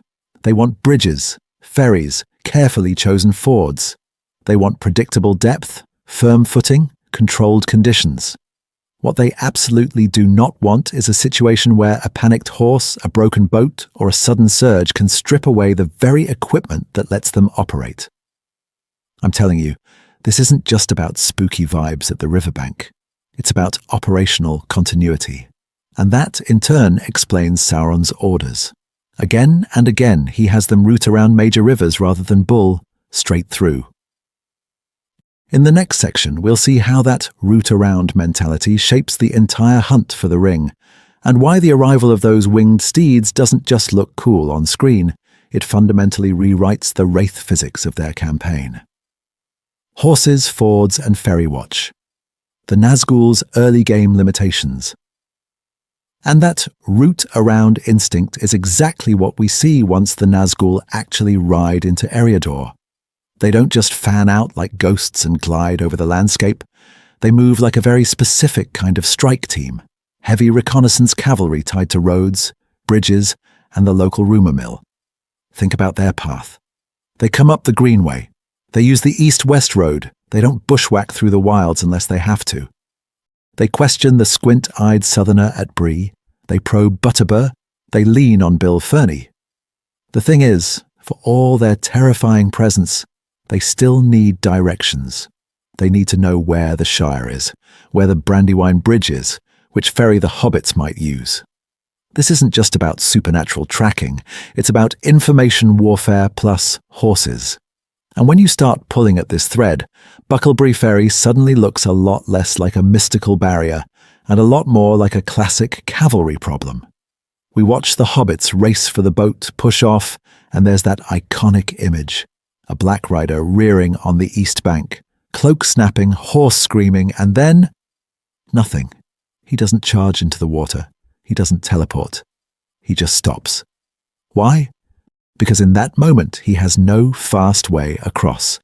A warhorse plunging into a deep, uncertain river in the dark is a recipe for drowning, broken legs, and lost gear. For a Nazgûl, losing the mount means losing the chase. See, mounted pursuit only has power where horses can actually go. Fords, shallow crossings, solid approaches. Anywhere else, the whole system breaks down. A steep, muddy bank, a fast, opaque current, a channel with hidden drop-offs. Suddenly, that terrifying hunter is stuck pacing the shoreline while the prey drifts out of reach. We think of the Nazgûl as these untouchable wraiths, but strategically they're operating under the same constraints as any medieval cavalry force in Middle-earth. And that's where rivers become force multipliers for the free peoples. Bucklebury Ferry buys the hobbits minutes that turn into hours of confusion. The Brandywine Bridge becomes a predictable checkpoint the riders have to cover, exposing them to observation, gossip, and resistance. Every time the Nazgûl are funneled toward a ford or a bridge, they're not just delayed, they're made visible. They can be watched, counted, and in the right circumstances, ambushed. I'm telling you, this reframes the whole fear of water idea. Early on, it's not some mystical Achilles heel, it's a logistical choke point. Rivers slow them, split them, and force them into known crossings where Elrond, Gandalf, or even local hobbits can plan around their movements. They can't just blitz straight at the ring, they have to play the map. And yet, you can feel the tension building, right? Because once those winged steeds arrive, all of this changes. In the next section, we'll watch what happens when the Nazgûl stop caring about bridges and start owning the sky instead. Fear versus caution. What the Nazgûl actually feel at the water's edge. And this is where we have to zoom in on something people usually hand-wave. We see the Nazgûl pulling up short at a river, and we think, oh, they're just afraid of water. But the thing is, Tolkien himself later says, that's not quite right. They're reluctant. They're weaker. That's a very different emotional profile than cartoonish terror. Let's break this down. At the Ford of Bruinen, Tolkien describes their dread and dismay as the river rises against them. Yet these are the same ringwraiths who ride straight into the Shire at night, who close in on Weathertop without hesitation, who pursue Frodo even as he's literally putting on the ring. They don't flinch from blades, from fire, from cries of defiance. So why pause at a shallow ford? Why does that moment feel different? When you start pulling at this thread, you hit the core of what the Nazgûl actually are. They're not free agents. They're enslaved wills, fused to the Nine Rings and dominated by Sauron's power. That means they can't just panic and bolt whenever they feel like it. If Sauron commands them to ride, they ride. If he orders them to cross, they cross. Their fear has to operate inside that cage of obedience, which already tells you we're dealing with something more nuanced than simple phobia. So what are they responding to at the water's edge? It's not H2O, it's hostility, it's risk. At Bruinen, Elrond and Gandalf don't just send a flood, they unleash a river charged with elvish power, with an almost metaphysical light that is directly opposed to the shadow. The Nazgûl can sense that. They feel when a boundary is warded, when a crossing isn't just wet but potentially annihilating. And I'm telling you, that's the dread Tolkien is pointing at. We actually see this in the wider strategy. In Unfinished Tales, Sauron orders them not to cross the Grey Flood at Tharbad. That's not superstition, that's command-level caution. Open crossings expose them. Flowing water often marks the edges of protected realms in Middle-earth, and if you're a disembodied wraith barely anchored to a black cloak and a terrified horse, those boundaries are dangerous in a way normal soldiers will never feel. This isn't just about nerves, it's about calibration. The Nazgûl are hyper-attuned to spiritual pressure and tactical exposure. They know when a path is thin, when the light is too strong, when the odds of being unmade spike. What looks to us like fear is actually that sensitivity screaming at them. This is a bad crossing. This is where you die. And that distinction really matters. It upgrades our mental model of the Nazgûl from spooky cowards who can't handle a stream to thinking instruments of Sauron's strategy, constantly weighing danger against command. Because once Sauron gives them new tools, those winged steeds we're about to see, they stop negotiating with rivers altogether, and the entire risk calculation changes. Sauron's orders. Why he doesn't want his wraiths in the drink. So let's flip the camera for a second and sit where Sauron is sitting. Because if we keep thinking about the Nazgûl as spooky river-phobic ghosts, we actually miss the real horror. These 9 are his premium assets, and he treats them like it. There are only 9. That's it. In all of Middle-earth, with all his orcs and trolls and corrupted men, Sauron has exactly 9 ring-wraiths. They are his scalpel, not his sledgehammer. They track the One Ring, they break morale, they carry his will straight into the hearts of kings. You don't just throw that kind of power into a river and hope for the best. And the thing is, he's already lost them once. At the end of the Second Age, when Isildur cuts the ring from Sauron's hand, Sauron's own form collapses. The Nazgûl go with him into that unbodied ruin. They don't cease to exist, but they're removed from the board, disembodied, unable to act in the world for years. From Sauron's point of view, that's a hard lesson. Even these terrifying wraiths can be disrupted, scattered, temporarily destroyed. So when you start pulling at this thread, their fear of water starts to look a lot like Sauron's fear of losing his best pieces again. Running rivers in Middle-earth are not neutral terrain. Bruinen isn't just some stream, it's under Elrond's authority, and when he and Gandalf unleash that flood, it's water charged with elvish power and light. The result? The Nazgûl are swept away, their horses drowned, their gear destroyed, and their forms blown back to Sauron like smoke. Let's break this down. Sauron can dominate minds. He can corrupt kingdoms, but he can't fully control the ancient boundary-making waters that answer to elves, to Maya-level beings, to memories of the Valar. He can't predict every flood, every hidden enchantment, every place where water is carrying a power older than his empire. Could he send the Nazgûl across anyway? Sure, but every time he does that, he's gambling 9 irreplaceable lieutenants against forces he doesn't directly command. We actually see this logic on the page. In The Hunt for the Ring, Sauron orders the Nazgûl not to cross the Grey Flood at Tharbad. Not because they're whimpering at a bridge, but because he does the math.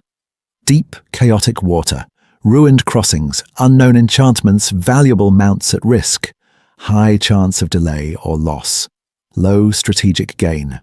So he keeps them on solid ground, where their terror, speed, and coordination are maximized. I'm telling you, this isn't just about spooky ghosts and running water. It's risk management. It's asset protection. It's Sauron saying, I will unleash my wraiths where the terrain obeys me, where their cloaks, blades, and beasts aren't one bad wave away from annihilation. And once you see that, their later upgrade to winged steeds suddenly looks very different. It's not just a cool visual, it's Sauron rewriting the rules of the board so his Nazgûl can bypass the very boundaries that used to check them. In the next section, we'll watch what happens when those constraints fall away and rivers stop being safe lines of defense at all. After Bruinen, how losing their horses changes the game. And after Bruinen, we finally see what happens when those old constraints bite back. The Nazgûl don't just get pushed away, they get unmade in the most practical, humiliating way possible. Their black horses drown, their cloaks are shredded, their weapons and gear are swept downstream like trash. What's left? Not dramatic skeletons or shattered armor, but 9 invisible, disembodied wills, scattered and howling, with no bodies to anchor them in Middle-earth at all. And the thing is, for beings like the Ring-wraiths, that's a very specific kind of disaster. Let's break this down. The Nazgûl are anchored to the physical world through their raiment, the robes, the mail, the gauntlets, the terrifying silhouettes that men actually see. When Bruinen, supercharged by Elrond and Gandalf, crashes over them, it doesn't just knock them off their horses. It strips away the interface that lets them act in daylight, wield weapons, and ride. They don't die because their existence is tied to the 9 rings and to Sauron's power. But they're reduced to almost pure shadow, forced to flee, to slowly reform, and to crawl back to Mordor. So this isn't permanent annihilation. It's more like a forced logout at the worst possible moment. While Frodo is being healed in Rivendell, the Nazgûl are off the board. No scouting, no pressure, no psychological terror stalking the road. In a war that's all about timing and movement, losing your entire elite strike force for weeks is brutal. We think of the War of the Ring as this huge clash of armies, but actually, these little windows of absence matter a lot. And when you start pulling at this thread, something else comes into focus. Sauron's earlier caution about rivers suddenly looks very reasonable. He had already ordered them not to cross the Grey Flood at Tharbad. He knew that running water, especially under the protection of powers like Elrond, could be turned into a weapon. At Bruinen, that fear is vindicated in the harshest way. One magically empowered crossing attempt, and he loses all 9 Nazgûl, all their horses, all their gear, in a single roaring moment. See, this isn't just about embarrassment, it's about information. Sauron is learning.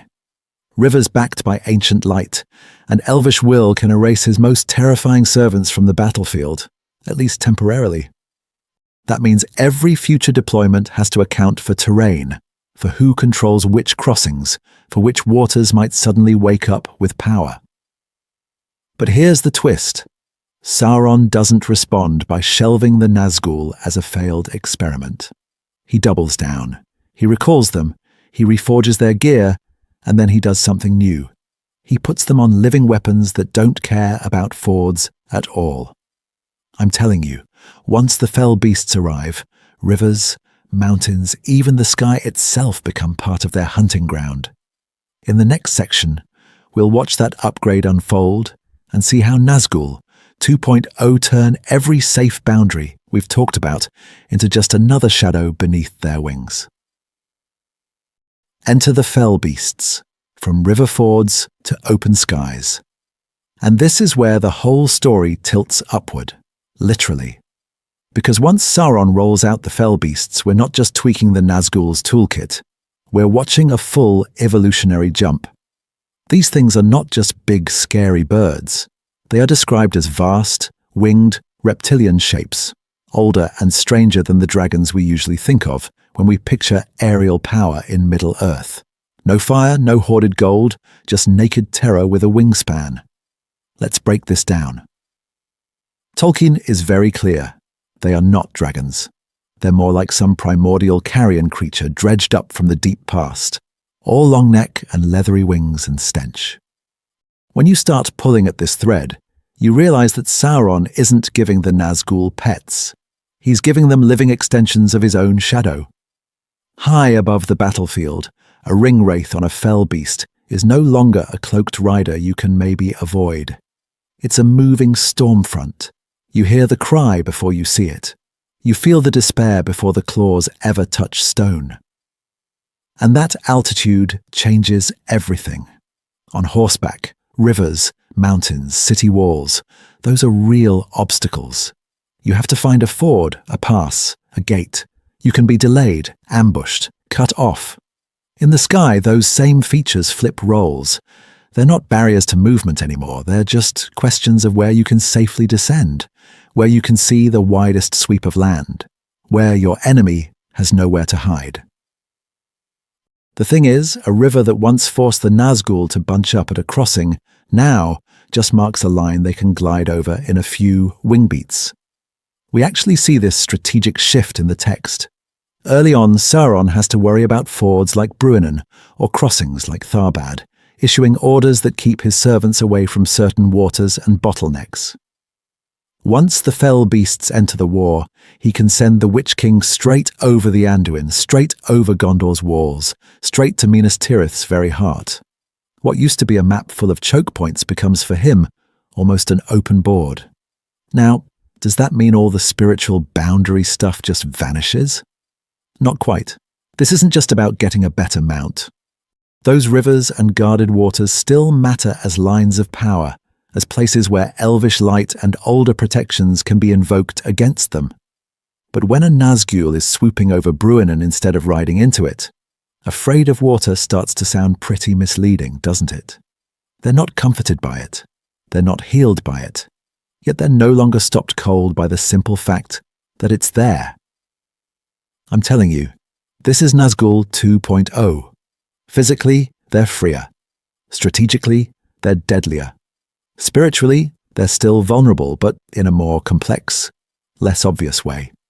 And in the next section, we're going to track one specific campaign and watch how that new aerial freedom collides with the old, invisible rules still written into Middle-earth's rivers and skies. Do the winged Nazgûl still care about rivers? So once they're airborne, do the Nazgûl still care about rivers at all? Or is Bruinen just a one-time humiliation we never have to think about again? This is where a lot of fan myths quietly fall apart, because when you start pulling at this thread, the pattern changes in a really interesting way. Let's break this down by looking at where the winged Nazgûl actually show up. First stop, the Anduin. Once they're mounted on fell beasts, they don't treat the great river as a wall. They treat it as a highway. We're told they fly low along it, using that shining ribbon of water as a navigation line through Middle-earth's darkness, not as some cursed boundary they're terrified to cross. And they cross it constantly. North to south, east to west. No hesitation, no circling on the banks like they did at the Grey Flood. The thing is, if Tolkien wanted us to think Nazgûl can't go over water, this is where he would have reinforced it. Instead, he quietly does the opposite. The Anduin becomes their guide rope, not their prison bar. Then we hit Minas Tirith and the Pelennor fields. At this point, the winged shadow is practically a character in its own right. The Witch King is swooping over the Ramazekor, over the fields, over the river valley. Does the text ever pause to tell you, oh, and by the way, he avoided the Anduin because spooky water? No. What it emphasizes is something else entirely. Archers loosing volleys, soldiers dropping in terror, Gandalf riding out with blazing light. See, once they're in the air, their threat profile flips. They're not worried about what's under their feet. They're worried about what can reach them from above or from within. Gandalf's white light drives them off. The sudden arrival of Aragorn's fleet, backed by the paths of the dead and the standard of Elendel, shatters Sauron's timing and confidence. Éowyn and Merry don't use a holy river. They use courage, prophecy, and an enchanted blade to bring the Witch King down. Notice what's missing from all of that? Water. The Anduin is there, massive and symbolically loaded, but it's not the weapon this time. It's scenery and strategy, not a magical tripwire. The Nazgûl ride the air currents above it like any other part of the landscape. As we move closer to Mordor, the Morgul Vale, the slag heaps, the dead marshes, the same pattern holds. The winged Nazgûl scour the skies. They're driven back by Sam's file, by the presence of powerful wills, by Sauron's own need to keep them near the eye. They are constrained by light, by command, by the limits of their own half-seen forms, but they are not ducking away from streams. So what does that tell us? I'm telling you, this isn't just about a permanent elemental weakness. The Nazgûl versus water dynamic is overwhelmingly a first-act phenomenon, horsebound, exposed, running into very specific, very enchanted rivers guarded by powers like Elrond and Gandalf. Once they're upgraded to the air, the ground rules shift. And in the next section, we're going to see how one particular campaign shows those new rules colliding with the last, lingering traces of the old taboos. Water, light, and fire. Ranking. What the Nazgûl actually fear. And this is where we have to zoom out and ask, in the Nazgûl rulebook, where does water actually rank? Because if you listen to fan myths, you'd think a garden hose could hold off the Witch King. But when you start pulling at this thread, you see a very different hierarchy of fear and pain. Let's break this down. At the very top, you have light. Not just daylight, but that concentrated, almost weaponized light that comes from beings like Glorfindel and Gandalf. On the road to Rivendell, the Nazgûl don't just back off from Glorfindel, they're driven into panic by his revealed power.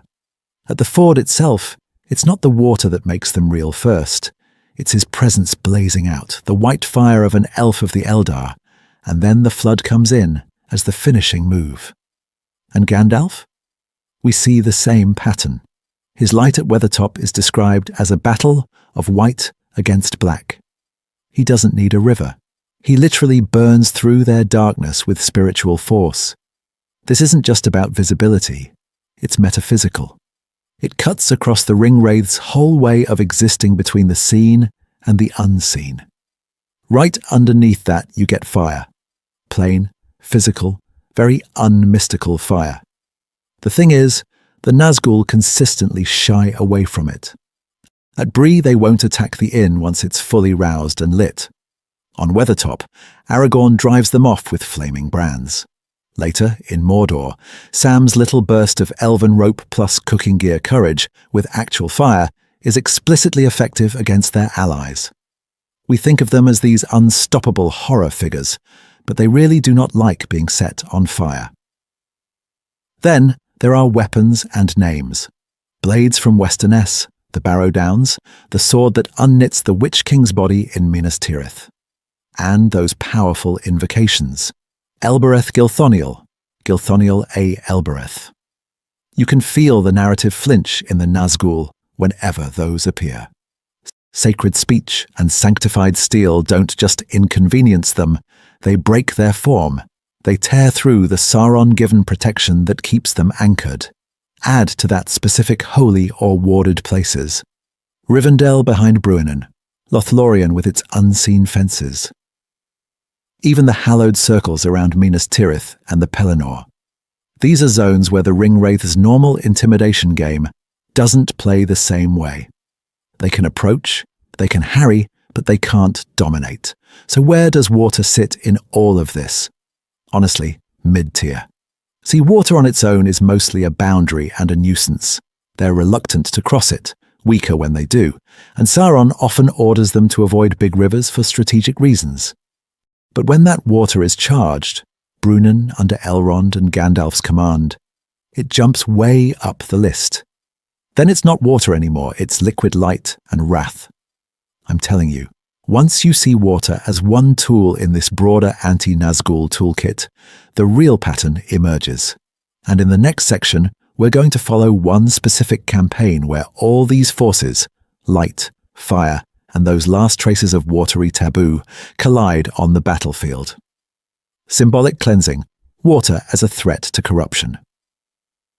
And once you see that, you start to notice something else. Water in Middle-earth isn't just a terrain feature, it's a moral force. It has a personality, it takes sides. In myth after myth, water is what washes the stain away. Think of baptismal rivers, sacred springs, the flood that wipes out a corrupt world so it can be rebuilt. We keep telling the same story. You go down into the water one thing, and you come up something new. Cleansed, reset, reborn. The thing is, corruption hates that. Anything that lives by decay and domination is going to be uneasy around symbols of renewal. When you start pulling at this thread in Tolkien, it's everywhere. Rivers aren't just blue squiggles on the map, they mark the edges of realms where evil can't quite follow. The Bruinen isn't just near Rivendell, it is Rivendell's front line. The Nimrodel isn't just a pretty stream, it's a threshold into the light of Lorien, where Sauron's power thins out.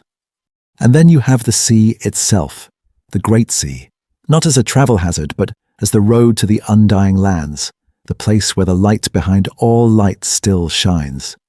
See, that fits right into the older legendarium. Ulmo, Lord of Waters, is one of the most active Valar in Arda. His element is the one that keeps slipping past the shadow, whispering messages to those who will listen. When floods appear, they're not random. They're judgment. Think of the drowning of Numenor, or even that local version at Bruinen, water rising up as a weapon when called by those aligned with the older, purer powers. So if we take that symbolic logic seriously, what does it mean for the Nazgûl? These are beings who have given themselves over completely to Sauron's will. Their bodies, their time, their very names are eaten away. They don't just work for corruption. They are corruption, walking. It actually makes deep thematic sense that they'd be endangered not by any puddle, but by waters that are actively participating in this cleansing, boundary-enforcing role. Water that remembers a world before Sauron. This isn't just about Nazgûl can't get wet. We see them ride through mists, hunt in the rain, move along riverbanks without disintegrating. The problem comes when water is awakened as an agent of that older order, when Elrond and Gandalf unleash Bruinen, or when a boundary river is under the protection of powers that do not recognize Sauron's claim. Then the flood isn't just physical force, it's metaphysical pushback. I'm telling you, once you read those scenes with that in mind, the fear of water stops looking like a plot quirk and starts looking like theme. It's corruption meeting cleansing and losing. And in the next section, we're going to watch how that tension plays out in a full campaign, where Nazgûl, armies, and these living borders of water all collide on the chessboard of war. From folklore to fandom, how Nazgûl hate water became a meme. And here's where things get really fun, because that rich thematic tension, it does not stay locked in the books, it leaks out into pop culture, it mutates. It becomes the thing you've probably heard 100 times. Nazgûl are afraid of water. How did a nuanced pattern about running rivers and holy borders turn into a meme-level weakness like vampires hate garlic? Let's break this down. Visually, Peter Jackson hard-codes the association for you. We get the Bucklebury ferry scene where the hobbits leap onto the boat and the ring-wraith just stops at the edge of the Brandywine. One hoof in the water shrieking, pulling back. Then later, the Ford of Bruinen where they charge in, the river rises like living light, and they're annihilated. Two of the Nazgûl's most iconic moments in the films are literally them being blocked or destroyed at water. Your brain connects those images instantly. Now, films need quick rules. You don't have Tolkien's appendices on screen. You have seconds to make enemy behavior legible. So the thing is, Nazgûl won't cross water becomes a clean, cinematic shorthand. It tells you, without exposition, that rivers matter. That boundaries in Middle-earth have power. Games grab that same lever. Strategy titles and RPGs love clear constraints. These units can't cross rivers. These ones can fly. These tiles are dangerous. Suddenly, what was, in Tolkien, a mix of reluctance, strategic orders from Sauron, and vulnerability near consecrated streams turns into a simple gameplay tag. And when you start pulling at this thread, you see how online fandom accelerates that simplification. Wiki summaries, listicles, 5-minute, everything you need to know about the Nazgûl videos. They compress.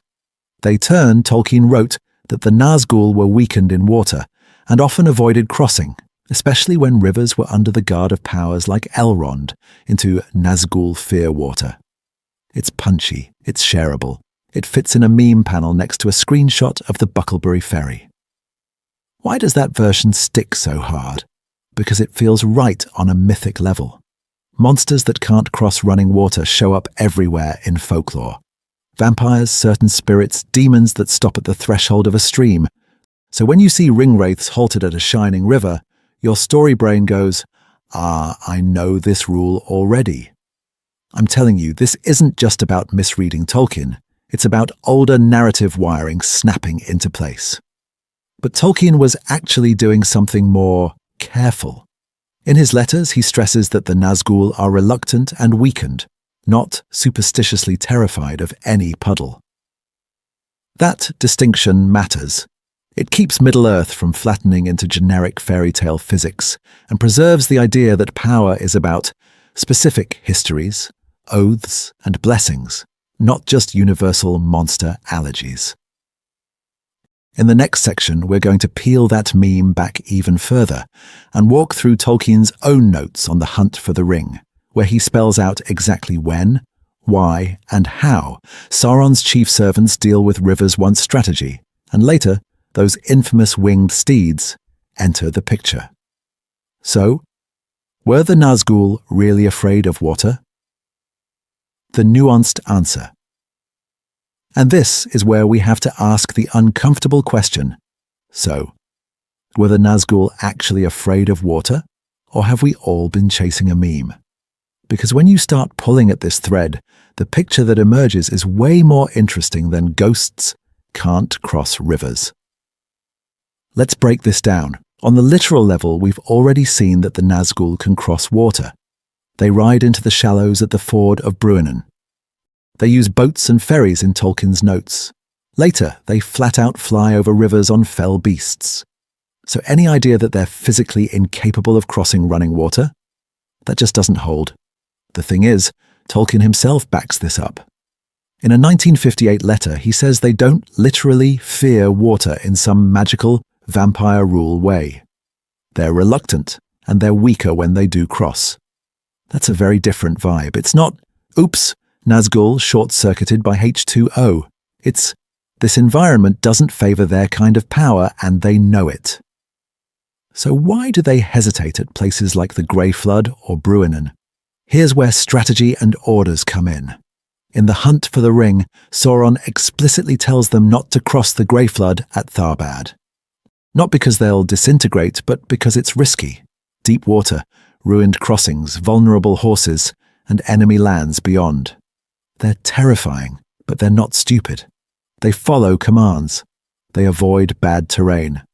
At the same time, water in Middle-earth isn't just scenery. It's charged. Bruinen isn't a random stream. It's Elrond's boundary, supercharged by his will and Gandalf's help. Nimrodel and the Silverlode guard the threshold of Lothlorien. The Anduin and Entwash frame the great wars of men. Running water keeps showing up where rival powers draw a line and say, evil stops here. So when those Black Riders nose their horses into Bruinen, they're not just dealing with wet ankles. They're running headfirst into a river that is, in that moment, an extension of Elrond's authority, filled with that bright, cleansing force that their shadow bodies can't fully endure. They can enter it. They just can't dominate it. And that's the both/and answer we're left with. No, the Nazgûl are not supernaturally allergic to water. They use boats, they ford streams, they eventually bypass the whole problem from the sky. But yes, they are rightly wary of certain waters, because those are the liminal places where their corruption meets its limits, and, sometimes, its doom. I'm telling you, this isn't just about an old fandom misconception. It's about how Tolkien stages vulnerability. The Nazgûl move through most of the world like a bad dream you can't wake up from. Yet at these bright, flowing boundaries, their shadow thins.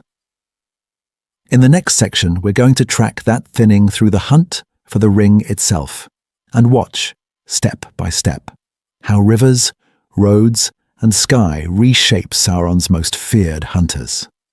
What Tolkien actually said. Nazgûl and water in his letters. So we've watched the Nazgûl's shadow thin at these bright, flowing boundaries. But here's the thing. Did Tolkien himself ever actually say, Nazgûl fear water? Or is that one of those fandom phrases that's grown way bigger than the tiny seed it came from? When you start pulling at this thread and go back to Tolkien's own letters, the picture shifts fast. In a 1958 letter, answering a reader who asked exactly about this, Tolkien basically says, no, the ring-wraiths don't literally fear water like vampires hissing at a bathtub. They are, in his word, reluctant to cross it. They can cross. They do cross. But when they do, they're weaker. Their power is diminished, especially over running water, and especially when there's an enemy will opposing them. So what's really going on there? Let's break this down. Tolkien is very careful to say this is not some mechanical rule of magic, not a hard-coded Nazgûl cannot cross rivers debuff. It isn't a physical allergy. It's not that they would dissolve if they got splashed. Instead, he frames it as a problem of will and environment. These are enslaved spirits, utterly bound to Sauron's command, moving in bodies that are more like shadows draped in cloaks than true incarnate forms. They feel at home where his dominion is strong, in fear, in darkness, in places where minds and matter bend easily to his control. Running water, especially in Middle-earth, is often the opposite of that. It's unruly, it's ancient, it carries memories and light that predate Sauron's rise. So when the Nazgûl approach a river, they're not just dealing with H2O. They're colliding with an element that is not, by default, under their master's hand. I'm telling you, this isn't just about geography, it's about metaphysics. Tolkien makes this even sharper when he talks about Bruinen. At the ford, the Nazgûl do enter the river. They push in.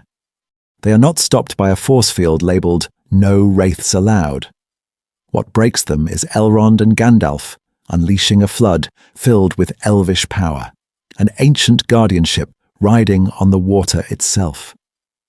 Tolkien's commentary makes it clear, they fear not the water in isolation, but what might be working through the water. Enemy will, old protection, light. And notice how he never, anywhere, writes a clean rule like Nazgûl cannot cross water. Instead, we get reluctance. We get reduced effectiveness. We get Sauron in The Hunt for the Ring, explicitly ordering them not to cross the Grey Flood at Tharbad. A tactical command, not a metaphysical impossibility. Early in the War of the Ring, before Sauron's strength fully surges and before the fell beasts arrive, this limitation really matters. See, that's where the gap opens between Tolkien's careful, conditional language and the way adaptations and games tend to flatten it into a binary weakness. Can cross versus cannot cross. Strong versus useless. But Tolkien is playing a subtler game, and he keeps adjusting the rules as he goes. Because behind the scenes, in his drafts and notes, you can watch him wrestling with a bigger question. How bound are the Nazgûl to the physical world at all? How visible, how mobile, how constrained by things like water and daylight should they be? And in the next section, we're going to follow that struggle through his revisions and see how their relationship to bodies, mounts, and even the open sky keeps evolving. From reluctance to myth. How a nuanced limitation became a hard rule. And this is where we hit the paradox. In the drafts we just talked about, the Nazgûl are these half-unbound spirits, barely tied to the physical world. Yet in the finished story, they ride across bridges, operate around lakes, get absolutely drenched in the Shire's weather. And somehow fandom still walks away saying, Nazgûl can't handle water. So where did that hard rule even come from? The thing is, a lot of it crystallizes around one set piece, the Ford of Bruinen. That image is burned into everyone's mind. 9 black riders. A desperate hobbit. A roaring river. Tolkien adds in letters that running water is a problem for them. They're reluctant to cross and weaker when they do. When you start pulling at this thread, you can see how a nuanced limitation, psychological and spiritual, gets flattened into a binary game rule. Water equals off switch. Early readers and commentators helped that along. It's much easier to say Nazgûl fear fire and water than to explain that they're partially disembodied servants of Sauron, whose power is disrupted by certain boundaries in Middle-earth, especially when those boundaries are charged with elvish or divine light. So, the Ford of Bruinen, plus a couple of letters, quietly become a shortcut. Could they cross? Yes. Did they want to? No. But over time, that no hardened into cannot. Then you get role-playing games and fan guides. And these systems love clean mechanics, right? You need stat blocks. You need weaknesses. So you open a bestiary and see Nazgûl, immune to normal weapons, vulnerable to fire, penalized by water. I'm telling you, that reprograms how you remember the books. You stop recalling Elrond timing a flood, or Sauron ordering them not to cross the Grey Flood at Tharbad for strategic reasons, and you start thinking in terms of elemental counters. Peter Jackson's films lock this in visually. See, he leans hard into hesitation at the ford, into the terror of that incoming wave. The script technically nods to Elrond and Gandalf unleashing a flood, but what your eyes get is Nazgûl versus water. Cloaks flailing, horses screaming, the river itself acting like a hostile force. It's iconic, it's visceral, and it quietly tells you this is their nemesis. Why does that stick so hard? Because of how human memory handles big set pieces. We compress, we simplify, we think in formulas. Instead of tracking elvish enchantment, geography, timing, and the ringwraith's own fear of exposure, we just stamp a label on it. Nazgûl plus water equals bad. It's cognitively efficient, and it feels true because it lines up with that one unforgettable scene. Meanwhile, the counterexamples are quiet. They cross bridges near Osgiliath. They move along the Anduin. They ride in rain without flinching. No screaming flood, no horse carcasses, so those moments don't overwrite the myth. And this isn't just about water, it's about what water is carrying. So in the next section, we're going to rebuild the model from the ground up and ask, if it isn't H2O that really scares them, what is it? We'll trace the deeper fear of exposure, of purity, of the powers that flow through Middle-earth's rivers, and watch how that, not a splash of water, truly threatens the Nazgûl. Disembodied terror. What a Nazgûl actually is. So if it isn't H2O that scares them, what is it that makes a river feel like a wall? To answer that, we have to ask a more unsettling question. What is a Nazgûl actually made of at this point? We picture them as black-armored dark knights, solid, physical. But the thing is, Tolkien is very clear. They were once men, kings. Their bodies didn't just die, they faded. Their wills and desires were slowly peeled away from ordinary flesh and bound to Sauron through the 9 rings. When you start pulling at this thread, you realize we're not dealing with spooky guys on horses. We're dealing with disembodied terror, with spirits half removed from the world you and I move through. Let's break this down. Tolkien talks about the seen and the unseen realms. Mortals like us mostly live in the seen, light, color, weight, ordinary matter. But in Middle-earth there's also the unseen, the spiritual layer where wills, memories and deeper powers exist. Elves straddle both. Maya, like Gandalf and Sauron, can operate in both. Wraiths, though, they've been dragged so far into the unseen that their presence in the visible world is basically an afterthought. That's why the ring makes Frodo see them as pale kings, in white, when he puts it on. He's tuning into their real plane of being. Without gear, without some kind of physical interface, they would be almost intangible and invisible to most mortals. I'm telling you, the cloaks, the armor, the gauntlets, even the black horses are not just aesthetics. They are anchors.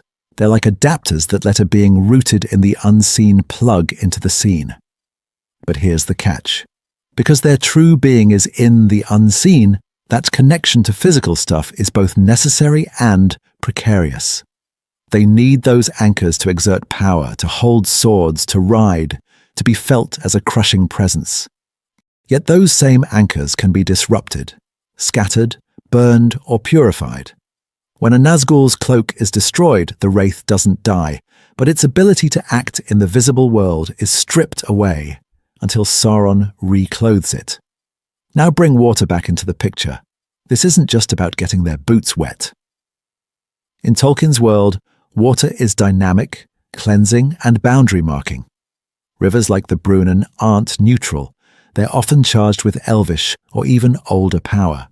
So when a wraith rides into a flood, summoned by Elrond and strengthened by Gandalf, that's not Nazgûl versus H2O. That's the fragile interface between unseen wraith and seen gear being hammered by a purifying, moving barrier. They don't melt like sugar in the rain. We see them operating in storms. But environments that churn, cleanse, or are claimed by higher powers can strip away their anchors and expose their true, disembodied state. And that vulnerability, more than any superstition about rivers, will explain why they break at Bruinen, and why, once Sauron lifts them into the air on winged beasts, their entire relationship to fear and terrain changes.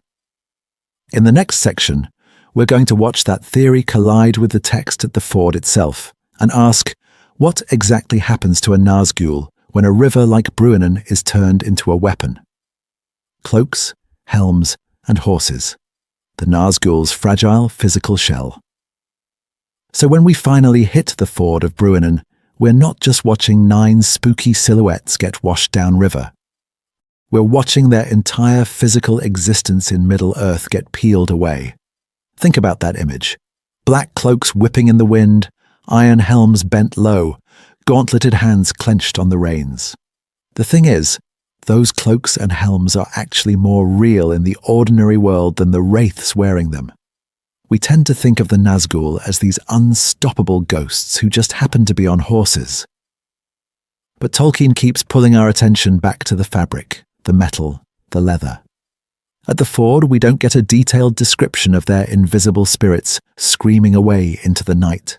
We get horses drowning. We get gear and bodies swept off.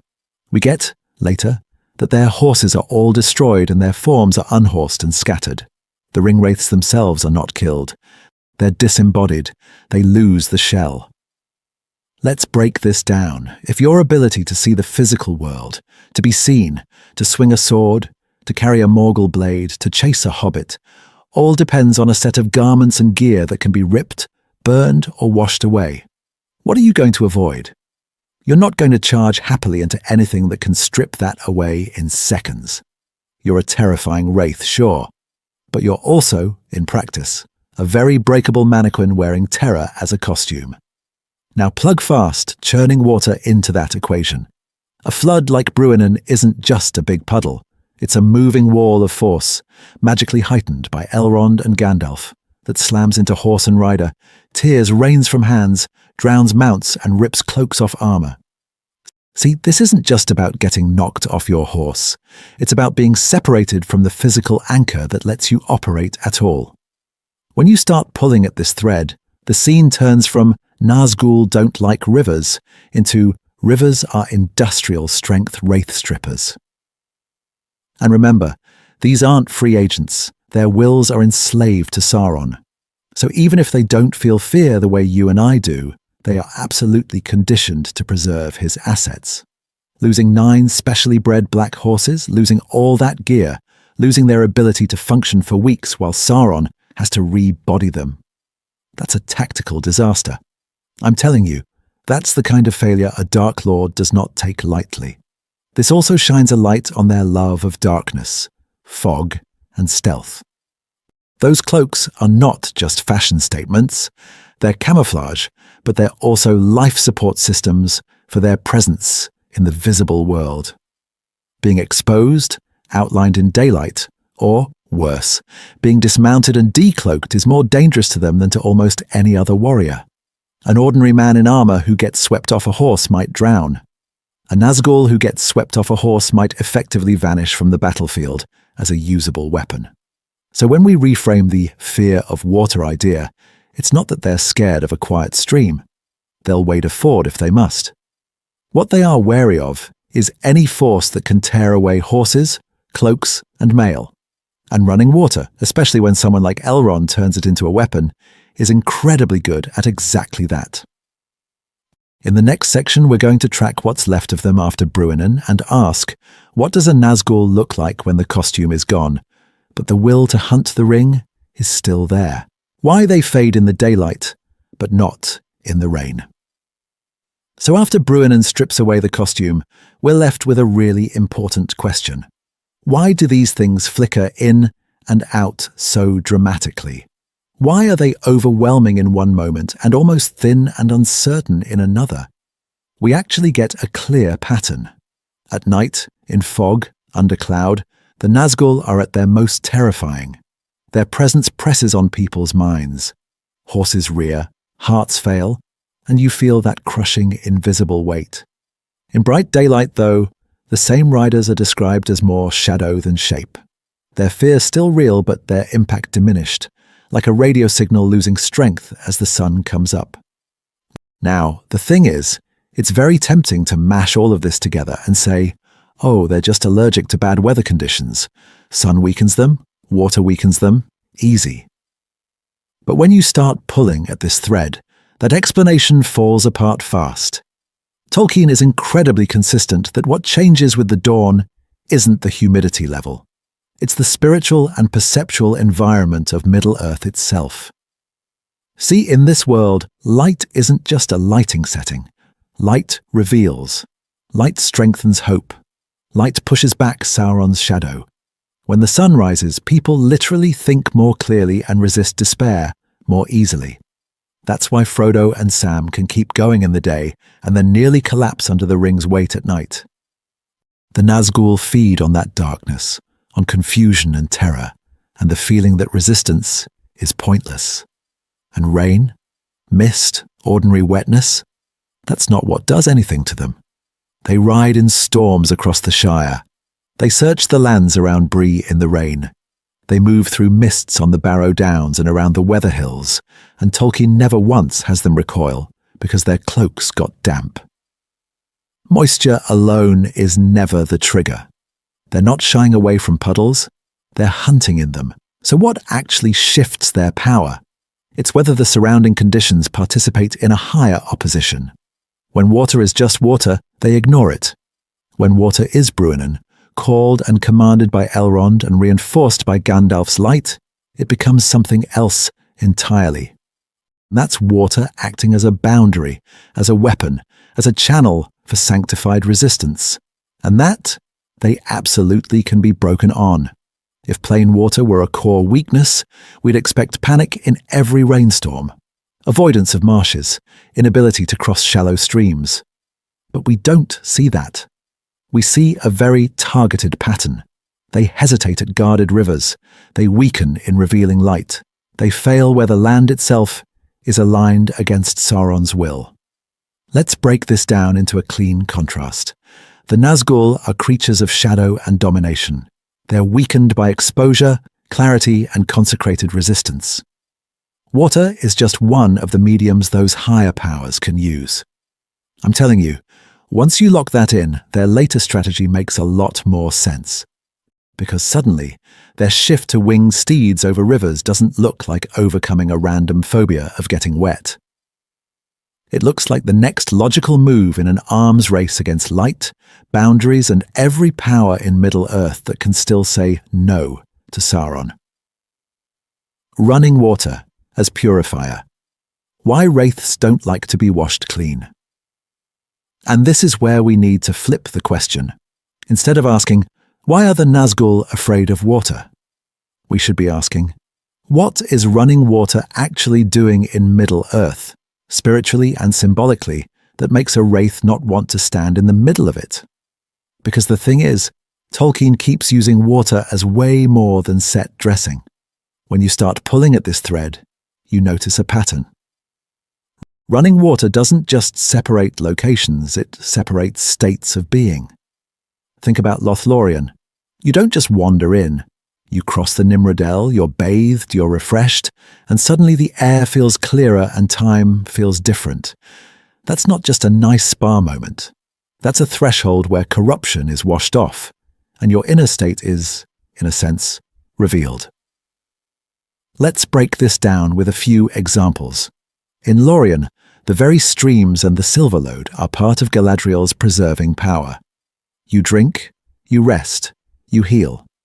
In Isengard, once the Ents break Saruman's machinery, what finishes the job? The river, flooding the pits, washing away filth, literally dragging his industrial corruption back down to mud and memory. Again and again, water in Tolkien doesn't just clean surfaces. It restores right order. It brings hidden things into the light. And that makes total sense when you remember Tolkien's Catholic imagination. He loves using physical elements as bearers of grace and moral reality. Water that moves especially acts like a sacramental sign. It washes, it uncovers, it tells the truth about what's there. It doesn't negotiate, it doesn't flatter. It just runs clear, and anything that can't stand clarity has a problem. Now put a Nazgûl in that picture. These are beings of concealment and domination. Their whole power depends on shadow, on not being clearly seen, on twisting natural life into instruments of fear. They are the opposite of clean transparency. So of course an environment that symbolically and spiritually cleanses is hostile to them. Not in a Dungeons & Dragons +10 radiant damage from river way, but in an ontological way. They can cross, but they are weaker, less themselves, because the very medium is against their mode of existence.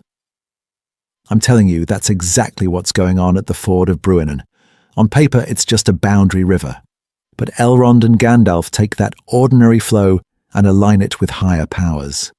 The flood that hits the Nazgûl is a concentrated act of cleansing and rejection. It strips their horses, tears off their gear, scatters their forms. What's being washed away there isn't just metal and cloth. It's Sauron's claim to ride unchallenged into a protected realm. And once you see that, you start to notice how often rivers mark turning points or safe zones.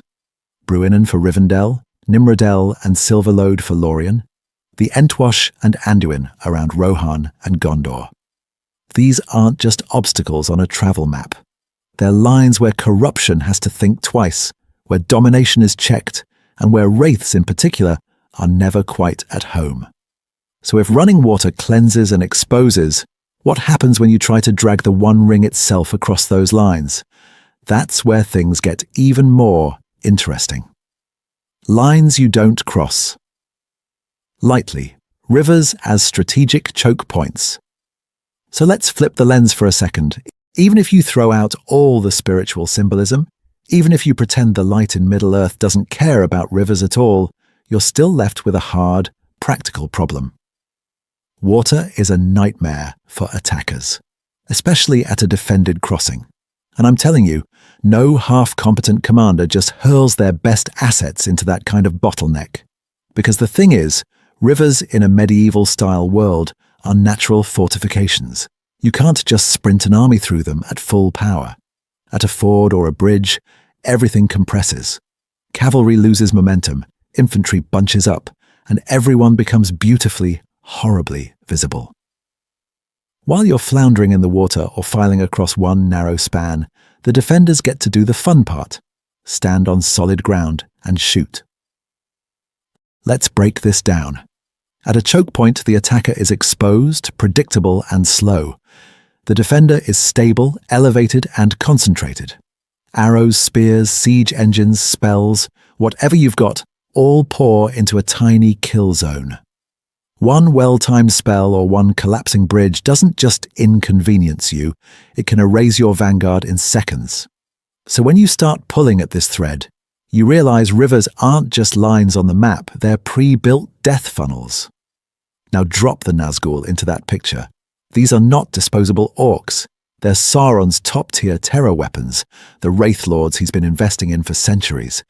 You don't spend 9 of your most irreplaceable lieutenants like loose change at the first sketchy crossing, especially when the river in question is guarded by Elrond and reinforced by Gandalf. Sending them into Bruinen at all is a calculated risk. It's not a casual midnight ride, it's a high-stakes gambit. So their hesitation at the ford, that actually reads as tactical awareness. They feel the opposition. They sense the power coiled around that water. They know this is a place where one misstep means annihilation. But Frodo is right there. The ring is almost in their grasp. And at that point, the potential gain outweighs the very real chance that Elrond will turn the entire river into a weapon, which is exactly what happens. And this isn't a one-off. Sauron's forces consistently treat rivers as serious defensive lines. Think of the Anduin, the way Osgiliath becomes this crucial bridgehead. Armies don't just dash across wherever they feel like it. They mass, they coordinate, they assault specific crossings with siege engines and overwhelming numbers. Random charges into deep water. That's how you lose wars. See, once Sauron upgrades the Nazgûl with flying mounts, everything changes. Suddenly they're gliding over the Anduin, over every Nimrodel and Entwash, bypassing the very choke points that once forced them to slow down and bunch up. That's exactly what a rational commander does with elite, fragile assets. You keep them mobile, you avoid concentrated defenses, you strike from angles the rivers can't protect. So when people talk about a Nazgûl fear of water, we need to reframe it. This isn't just about mystical squeamishness. It's good strategy. You don't walk your Wraith Lords into a magically trapped bottleneck if you can help it, especially early in the war when Sauron can't yet afford to lose them. But here's the real twist. What happens when the enemy can't just guard the crossing, but can actually turn the river itself into an attacking force? The Anduin problem. Why the Nazgûl don't just swim after the Fellowship. So when we get to the Great River, the question hits you immediately. If the Nazgûl are this relentless supernatural hit squad, why don't they just plunge across the Anduin and keep hunting? Why let the Fellowship drift away into the Eamon Muir like it's no big deal? On the surface, it feels like a plot hole. Big scary wraiths, little wooden boats. Just swim, right? But the thing is, once you start pulling at this thread, the Anduin stops looking like a minor obstacle and starts looking like one of the great power lines of Middle-earth. This isn't a stream you hop over. It's a vast, fast, heavily watched artery that has shaped wars, borders, and strategies for ages. Let's break this down. The Anduin is the backbone of the West. It divides Gondor from the Wild, runs past Lorien, past the Old Kingdoms, and right down toward the sea. It's wide, dangerous, and politically loud. Anyone important who crosses it makes ripples. And Tolkien keeps tying big rivers to big powers. Bruinen with Elrond, Nimrodel with its elven memory, the Entwash and Anduin guarding Rohan and Gondor. Running water keeps showing up as a boundary line, a place where old protections linger even as the light fades. Now, think about where the Nazgûl are in their own story at this point. They've already been wrecked at the Ford of Bruinen. Their horses drown, their forms are blasted, and Sauron has to recall and re-equip them. They're not yet riding fell beasts. They're rebuilding their gear, their intelligence network, their terror aura. They're dangerous, but they're not fully redeployed shock troops sweeping the map.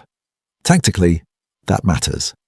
The western bank of the Anduin is exactly where Sauron's control starts to thin out.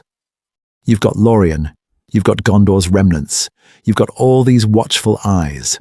If the Nazgûl suddenly appear crossing the Great River in force, every power in the region knows Sauron is moving personally. This isn't just about one ring-bearer, it's a declaration that the Shadow is actively hunting in the open. And Sauron doesn't actually want that yet. In Unfinished Tales, we see him order the Nazgûl not to cross the Grey Flood at Tharbad, which tells you this isn't superstition, it's strategy. He prefers surveillance and pressure, not reckless exposure. He still thinks the ring will bend toward him, that fear and corruption will do the work. He doesn't believe his enemies will willingly march the ring into Mordor against him. So the Anduin becomes a kind of diluted Bruinen. Not as magically weaponized, but still a threshold between the rising dark in the east and the fading resistance in the west. The Fellowship, slipping downriver in small boats, is quiet, deniable, hard to track. The Nazgûl storming across after them would be loud, obvious, and risky. And here's where it gets really interesting. Once those winged steeds arrive, the whole equation changes. They're no longer bound by fords and crossings. They go over the rivers, not through them. And that shift tells us exactly what the Nazgûl were really worried about before, the water itself, or the powers that could wake within it. Enter the fell beasts. How flight changes the rules. Once the wings come out, the whole water problem for the Nazgûl basically evaporates. The moment they stop being road-bound horsemen and become skyborne hunters, rivers stop feeling like walls and turn into lines on a map. They're not peering at Fords anymore, they're looking down on the entire landscape of Middle-earth. Because the thing is, these fell beasts aren't just cool, spooky mounts. Sauron unlocks for style points. They solve 3 huge Nazgûl weaknesses at once. Mobility. They go from slogging along roads and being funneled into bridges to bypassing every choke point in Gondor. Visibility. From the air they can sweep for the ring, for armies, for any trace of resistance. Vulnerability. Those dangerous consecrated crossings where Elrond or someone like him can turn a river into a weapon simply don't matter if you're never in the water to begin with. Let's break this down with what we actually see. Before Bruinen, we get all this caution around rivers, all this reluctance to cross openly. After Sauron remounts them on winged steeds, that hesitation just vanishes from the text. We see them crossing the Anduin in the dark. We see them scouting over Gondor. We see them attacking the ships on the river as the corsairs approach. Does any of that look like creatures under a literal hydrophobic curse to you? When you start pulling at this thread, their new behavior is wildly inconsistent with the fan idea that they're magically allergic to water. They're swooping low over the great river, shrieking over Osgiliath, harrying boats and quays and coastal routes. The Anduin, which once would have been a massive logistical headache, becomes just another feature beneath their shadow. The constraint hasn't disappeared. It's been outflanked. And this shift lines up perfectly with Sauron's evolving strategy. Early on, he's still playing the long game, still leaning on stealth, on whispers, on uncertainty. But as his power grows and he throws off secrecy, he's ready to terrify the world in broad daylight. The Black Captain over Minas Tirith, the Nazgûl wheeling over major rivers. This isn't just about finding the ring anymore, it's about psychological warfare on a continental scale. There's also a metaphysical angle here that we can't ignore. Being born by creatures of the air literally lifts the Nazgûl away from the cleansing, grounding forces of earth and water. They operate in height, in wind, in shadow. That's their element, I'm telling you. The image of them as distant, circling predators is not an accident. It reinforces their disembodied in-between nature. And yet, even with this aerial freedom, they still won't press into certain sanctified zones. They skirt the inner heart of Minas Tirith. They never simply glide down into Lorien. What stops them there? Not rivers, but consecrated boundaries and opposing wills. So the reframing is this: the Nazgûl didn't get over a fear of water. They acquired tools that let them bypass the exact situations where water, empowered by their enemies, could rip away their physical shells.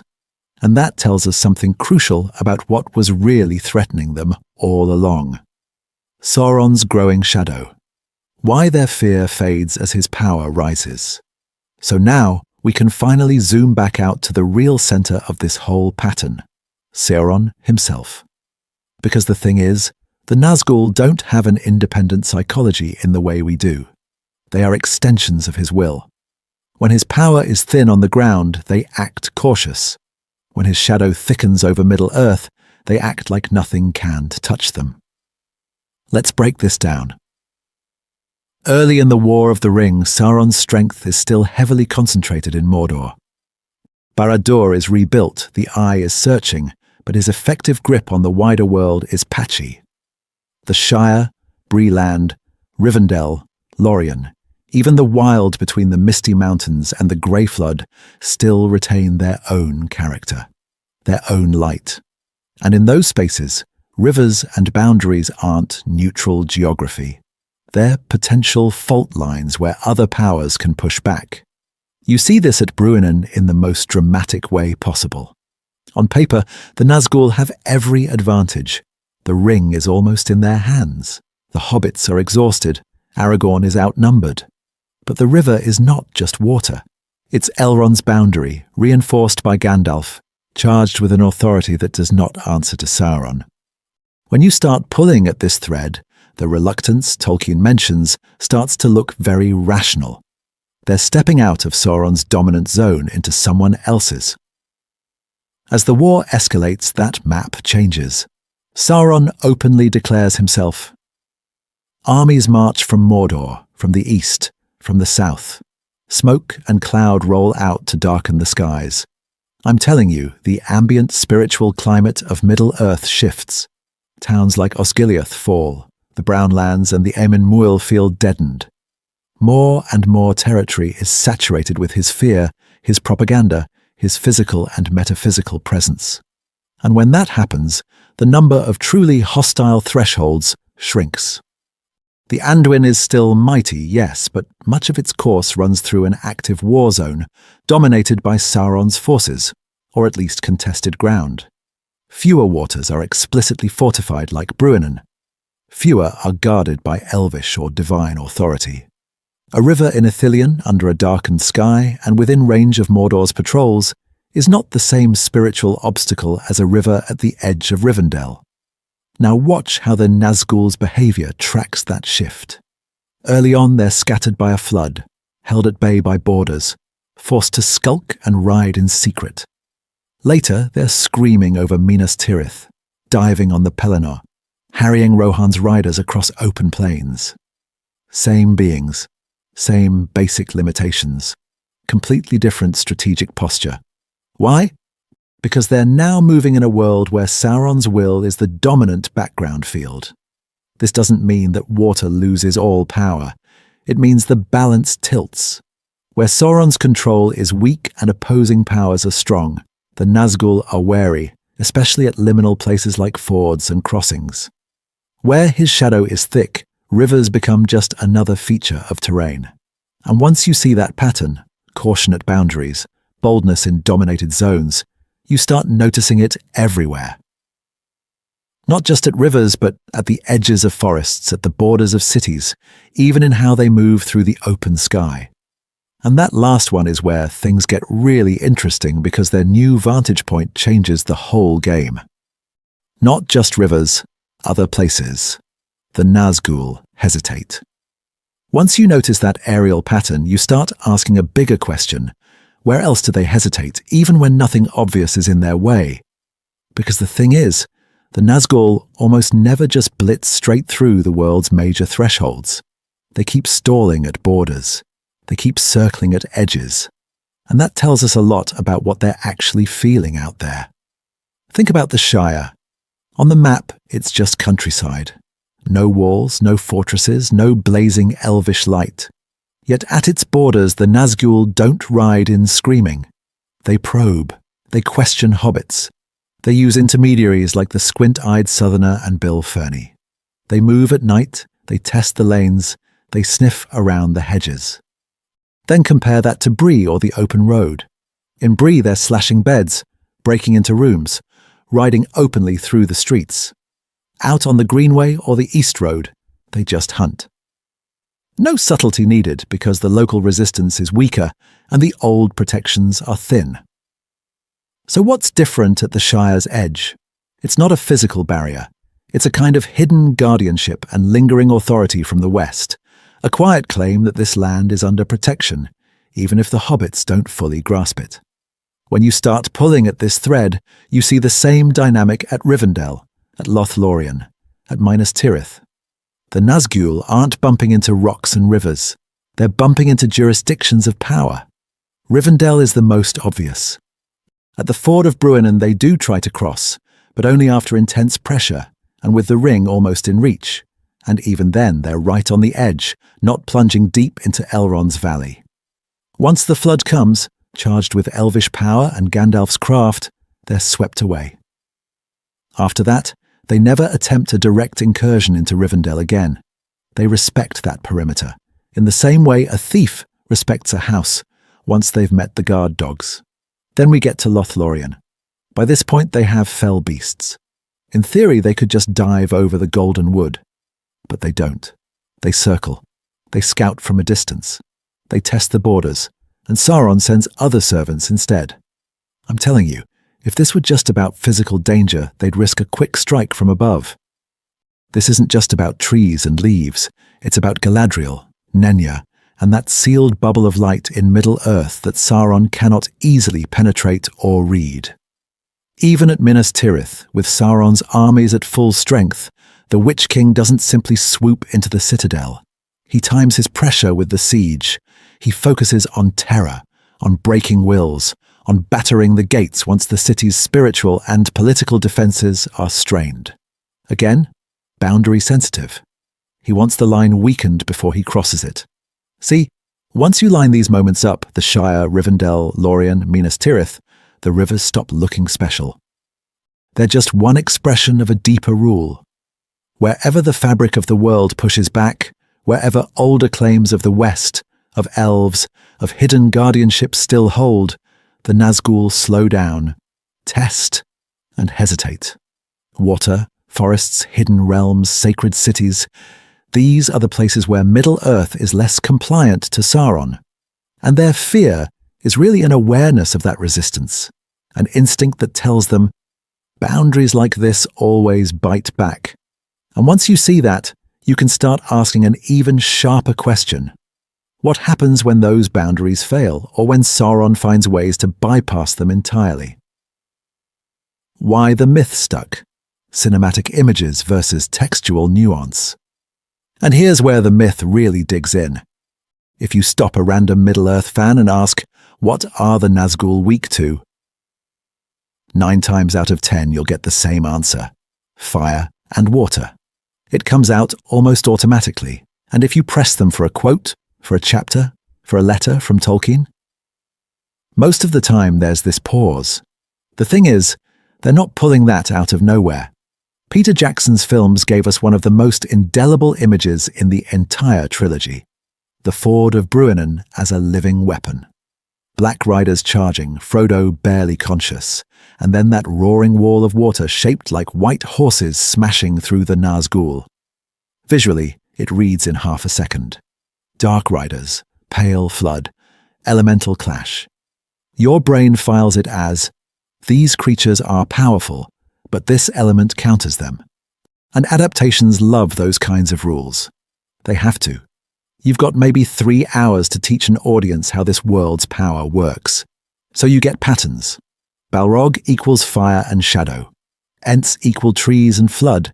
Nazgûl equal darkness and fear. And hate water. We see it, we feel it, and we think, okay, this is gameable now. I understand what beats what. It's efficient storytelling, even if it sands off nuance. Now add the performance details. In the films, the Nazgûl don't just get swept away. They shriek, they flail, they thrash in the river as if the water itself is agony. We see them recoil from torches, from Aragorn's flaming brand. We hear that piercing scream every time they're pushed back. Dramatically, it's fantastic. But when you start pulling at this thread, you notice the shift, from tactical setback in the books to personal phobia on screen.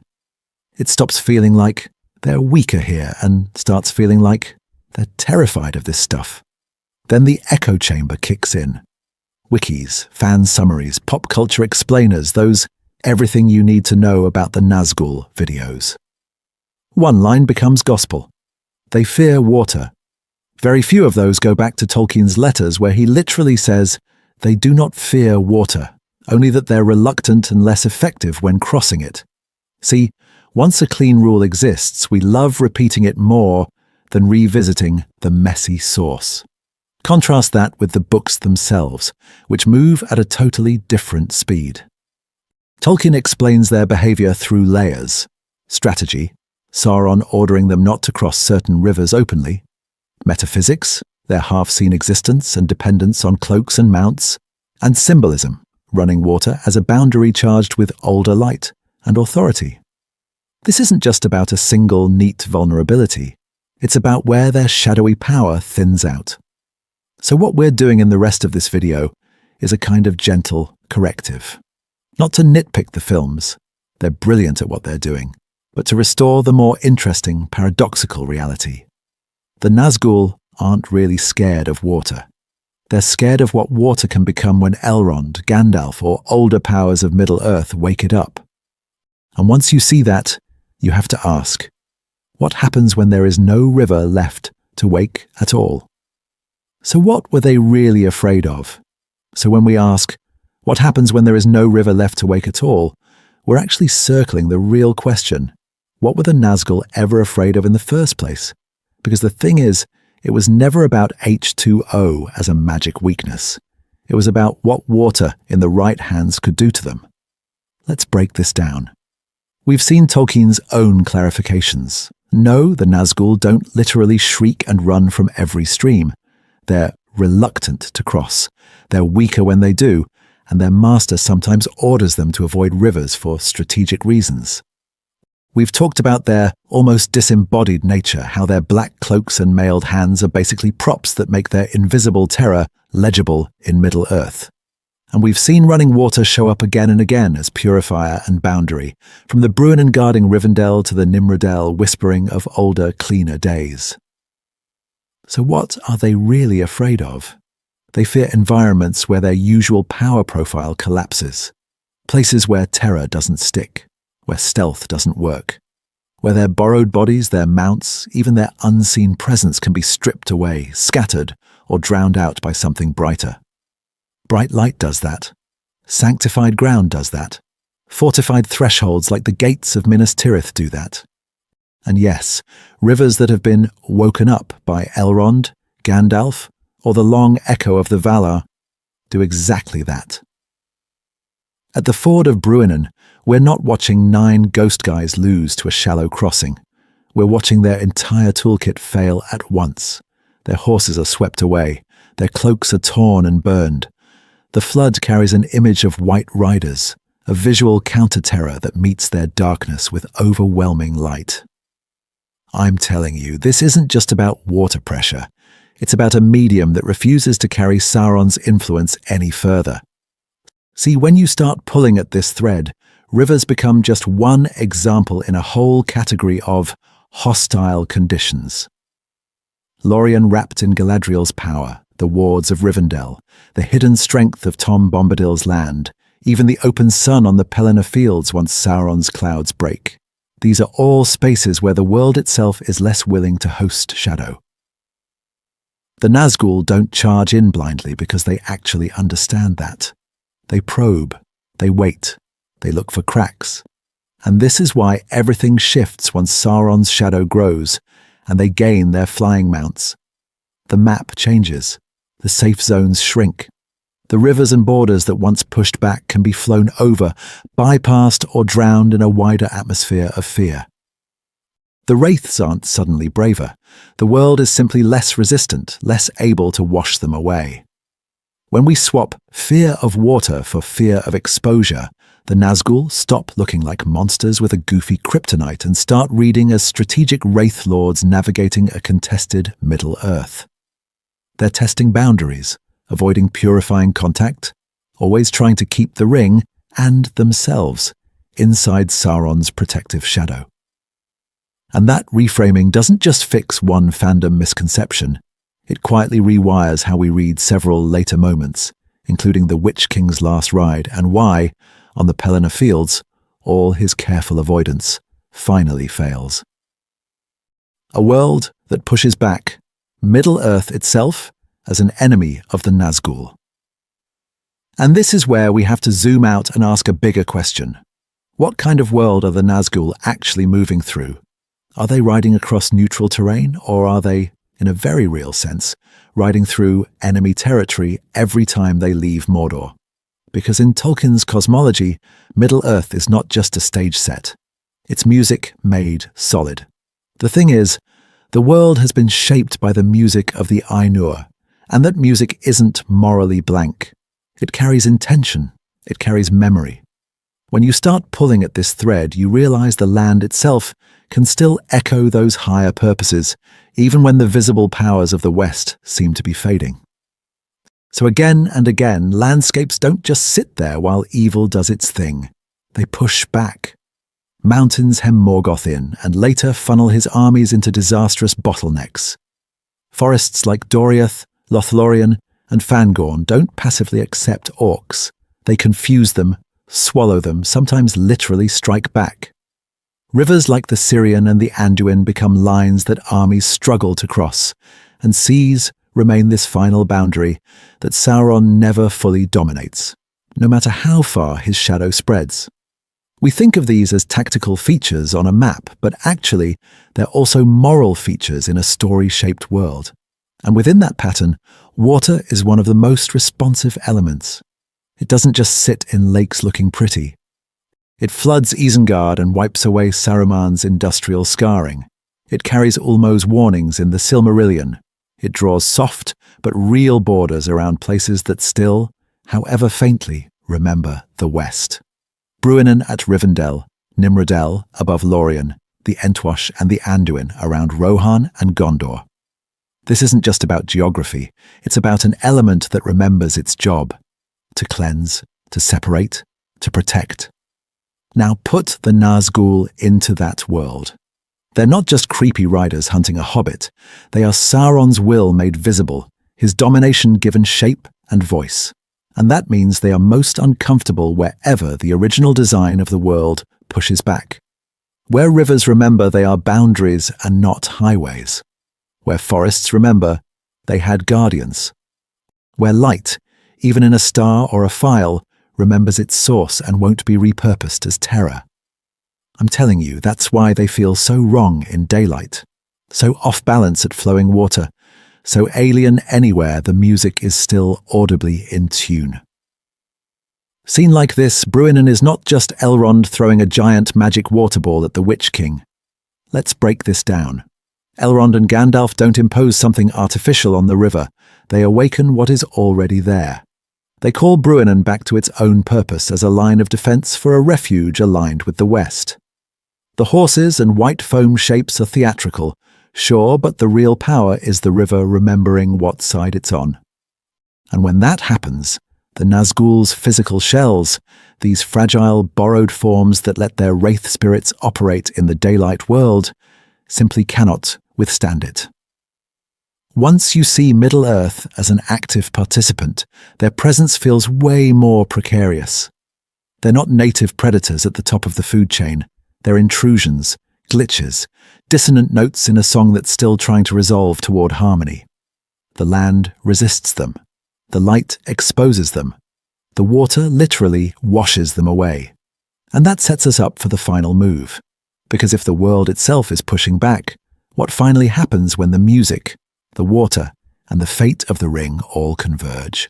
How does that combination break the Nazgûl's hold on Middle-earth for good? From Ford to Final Fall. How the Nazgûl's weakness comes full circle.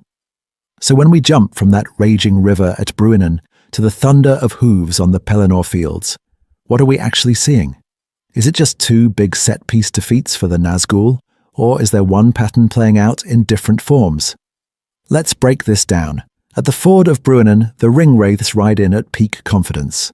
They've hunted Frodo across half of Middle-earth, they've driven him to the edge of collapse, and the ring is right there. But the thing is, once they hit that boundary, everything turns. Elrond calls the flood, Gandalf adds his fire and light, and the river itself wakes up as a weapon. They're not just splashed off their horses, they're stripped, scattered, and their gear is destroyed. Their bodies are technically not ended, but their physical presence is broken and has to be rebuilt. See, that's the first time we watch the world say, no, not here. It's elvish authority, Maya assistance, and a river that remembers its purpose all converging into one concentrated eruption of the very powers they're weakest against. They survive, but only because their existence is already half out of phase with the physical world. That's the only reason they can come back at all. Now fast forward to the Pelennor fields. Different place, different stakes, but watch how familiar the structure feels once you start pulling at this thread. Again, the Nazgûl arrive as a tide of terror. Again, they think they're operating on their own terms, under Sauron's shadow. And again, the world around them starts to push back in a focused, almost musical way. The Rohirrim charge with a courage that should have been crushed. Gondor's defenders rally around Gandalf. Old prophecies about the Witch King not falling by the hand of man quietly fence in his dominion. On the surface, the Witch King's fall has nothing to do with water, but I'm telling you, it's the same underlying pattern. At Bruinen, the boundary is a river that Sauron's will can't overwrite. At Pelennor, the boundary is a set of conditions, prophecy, human courage, the authority of the West, where his domination can't dictate the rules. He can't choose who counts as man. He can't smother every heart in fear. He can't rewrite the terms of his own doom. When we read the Nazgûl through this lens, Bruinen suddenly looks like thematic foreshadowing. The world can strip them, the world can scatter them, and if its deeper laws are fully invoked, the world can unmake them. This isn't just about a spooky river moment, it's a preview of their final fate. Their caution around water starts to feel less random and more like an early symptom of a deeper truth. They are powerful only where Sauron's shadow is thick enough to mute that resistance. Whenever the music, the light, or the old promises are allowed to speak clearly, their grip slips. And that brings us right to the edge of their end. Because next, we have to follow this pattern all the way through.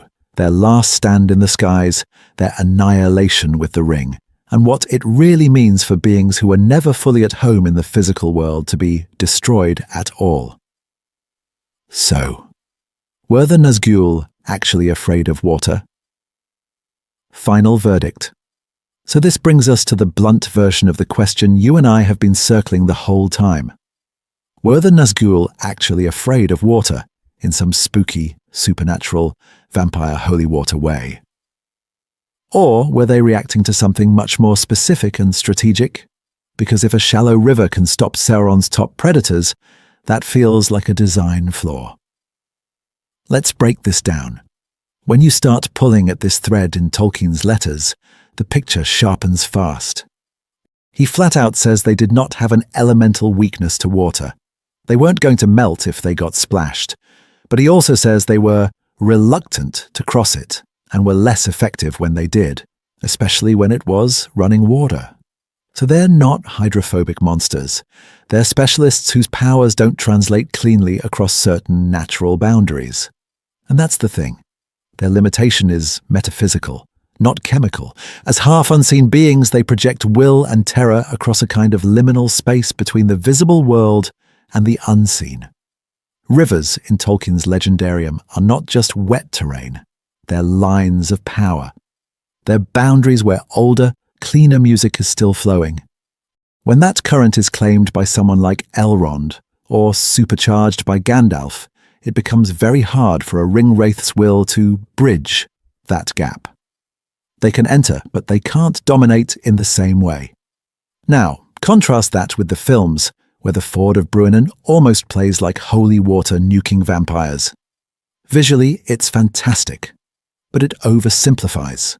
In the book, the Nazgûl actually ride into the river. They push across until the flood, shaped and timed by Elrond and Gandalf, hits them with layered power. Physical force, elvish light, and the authority of Rivendell's boundary all at once. They're not allergic to water, they're overmatched by who controls that water.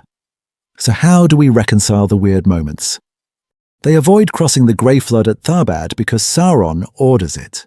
Losing his chief hunters in a risky ford is bad strategy. They use boats when it's safe and necessary, because again, no literal taboo. Later, they fly overseas on fell beasts with zero drama. Same beings, same world, different tactical context. I'm telling you, this isn't just about liquid. It's about where their terror field is strong, where their senses are clear, and where opposing powers have drawn a line. See, their fear of water is really a compound effect. Tactical vulnerability, impaired perception, and the spiritual resistance embodied in specific rivers. Weathertop to Bruinen is the perfect case study. Their horses are mortal and drownable. Their own senses are clouded by daylight and flowing water. Their enemy has home field advantage in a valley whose river is literally tuned against them. Of course they hesitate.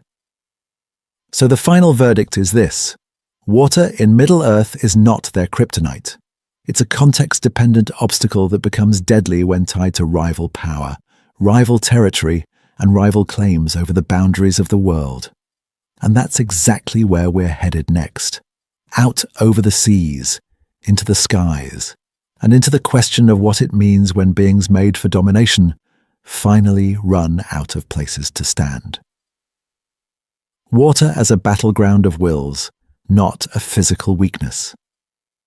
So when we say the Nazgûl don't like water, what are we actually talking about? Because a shallow ford should not be able to stop the most terrifying servants of Sauron. And yet, at Bruinen, it absolutely does. The thing is, this isn't really about water as a physical hazard. It's about jurisdiction. It's about whose power is saturating this place. Are they moving through Sauron's shadow or through someone else's light? Once you frame it that way, their behavior suddenly makes a lot more sense. Let's break this down with the Ford of Bruinen, because that scene is Tolkien basically underlining the point in all caps. The river is not just there as scenery. Elrond controls it, Gandalf reinforces it, and when Frodo crosses, they don't just trigger a natural flood, they weaponize the river as a focused act of will. The water becomes a carrier for their combined power, a spiritual battering ram that slams directly into the Nazgûl's unseen forms. Notice what actually gets destroyed. Not just horses, not just cloaks. Their bodies in the visible world are ripped away, their presence is scattered, and they have to be painfully recalled and re-robed by Sauron. They don't drown. They get dislodged. They're extensions of Sauron's will operating inside a realm where his claim is actively resisted by a rival authority. Now contrast that with neutral or unclaimed waters. In Unfinished Tales, we're told Sauron orders them not to cross the Grey Flood at Tharbad, which tells you this is strategic, not superstition. When his power is weaker and the West still holds real ground, crossing a major boundary river openly is a bad bet. But as his influence grows, as fear of Mordor spreads and the spiritual air pressure of Middle-earth changes, we see the ringwraiths moving more freely, especially once they're not reliant on vulnerable horses. See, Tolkien's world treats geography as morally and spiritually charged. Mountains, forests, rivers, these are not neutral backdrops. Caradhras can resist the Fellowship. Fangorn has its own ancient will. Lothlorien is literally sustained by Galadriel and Nenya. In that same pattern, running water often marks boundaries between realms or spheres of influence. Bruinen for Rivendell, the Anduin as a vast frontier, the Isen and the Entwash around Rohan. Running water is where one claim ends and another begins. A line, a threshold, a test of whose power actually holds. And the Nazgûl, as disembodied extensions of Sauron's will, are naturally less effective when they have to cross into domains where that will is checked, diluted, or outright opposed. So water becomes an amplifier. Whoever truly owns that river in the spiritual sense can project themselves through it. That's why the Nazgûl are cautious. It's not the water, it's the wielder. And once you see that, you have to ask, what happens when Sauron's realm expands so far that almost every sky and stream falls under his shadow? How do the Nazgûl change when there are no safe boundaries left, and when they can take to the air instead of the ford? From Ford of Bruinen to fell beasts. How their fear evolves. So from that question about skies and streams, we have to zoom out and watch the Nazgûl across time. Because they don't relate to water in a static way. Their fear actually evolves as the power map of Middle-earth shifts under their feet.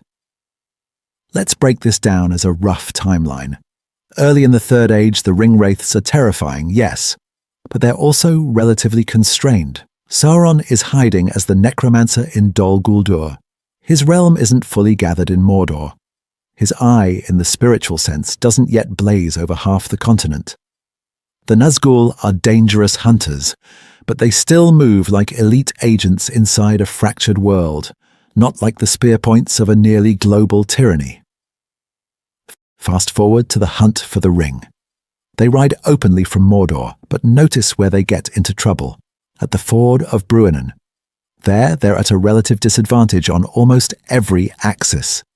They're far from the Dark Tower, They're cut off from Sauron's immediate will, and they're pressing into a boundary that belongs, spiritually and strategically, to Elrond and Gandalf. This isn't home turf, this is enemy sanctuary. And the thing is, what destroys them at Bruinen is not water damage. They do try to cross. They drive their horses into the river, but when Elrond unleashes the flood and Gandalf enhances it with that imagery of white rider waves, we're seeing running water charged with two of the greatest remaining powers of the West. It's not that rivers melt Nazgûl, it's that this river has been turned into a weapon by beings who can wield its light against Sauron's shadow. When you start pulling at this thread, the turning point becomes obvious. After Bruinen, their horses are gone. Their bodies are temporarily disrobed, but they return on fell beasts, and that changes the whole game. Now they're not negotiating fords and bridges. They're bypassing rivers entirely, attacking from the air, where physical boundaries mean almost nothing. A flood can't drown a shrieking shadow 1,000 feet up. At the same time, Sauron's power in Mordor and beyond is ramping up. His will stretches further. His eye, in that metaphysical sense, stabilizes and strengthens his servants even when they're far away. So the Nazgûl, who once hesitated at guarded crossings, now operate with a much stronger signal from their master. The caution dials down because the backing behind them dials up. See, this isn't just about geography. Look at Osgiliath and the Anduin. Earlier, crossing a major river meant risk, exposure, possible confrontation with hidden powers in the water. Later, the Witch King leads assaults over that same river, using terror from the sky to break defenders long before the current can matter. The Anduin stops armies. It doesn't stop a Nazgûl diving on a captain's mind, so their fear pattern shifts. Early on, they avoid water because it's a boundary where other wills are strong. Later, they ignore it because Sauron's will is stronger still. I'm telling you, the element never changed. The power balance did, which raises a deeper question for us. If their fear can be dialed up or down by context like that, what does it say about what the Nazgûl actually are underneath the cloaks? And how much of them is just Sauron's projected terror wearing a crown? Half in the unseen. Why boundaries hit Nazgûl harder?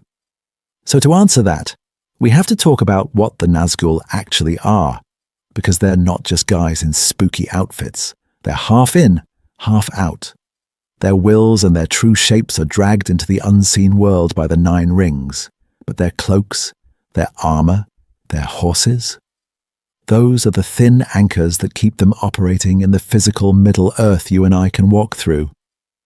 And the thing is, once you're living that divided, boundaries hit you differently.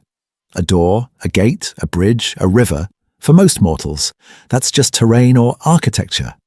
For Tolkien, those are pressure points where powers meet, where jurisdictions overlap, where the light of one realm pushes back against the shadow of another.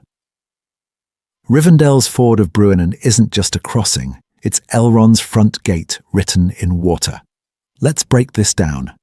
Tolkien constantly treats running water as a living border. The Bruinen guards Imladris. The Nimrodel marks the threshold of Galadriel's influence in Lorien. The Anduin and its branches frame whole political and spiritual zones. These are places where oaths, wards, and ancient claims are concentrated. Now imagine trying to push a being that is already stretched between worlds through one of those charged bottlenecks. That's the Nazgûl's problem. They don't fully belong anywhere. And beings who straddle worlds feel borders as shockwaves. When Frodo is at the ford, slipping toward the Wraith world, he suddenly sees them clearly. White and terrible crowned figures, not just black riders. Same river, same moment. 2 different levels of reality snapping into alignment as he crosses a boundary, both physically and spiritually. See, that scene is doing double duty. On the surface, it's a chase. Underneath, it's a demonstration. As Frodo moves into their plane, their presence intensifies for him, while the river, empowered by Elrond and amplified by Gandalf, becomes a hostile threshold for them. They try to cross. They actually do enter the water. Tolkien is very clear on that. But when the flood comes, their tenuous link to the seen world is what gets shredded. Horses drowned, cloaks blasted away, wraith forms driven back. So crossing a river, especially one claimed and powered by a rival authority, is like forcing their split nature through a narrow, contested channel. It's not impossible, it's expensive. It drains their effectiveness, exposes them to counter-magic, and leaves them temporarily disembodied and scattered. No wonder they're reluctant. That's why they lean so hard on external carriers. Horses at first, then winged fell beasts.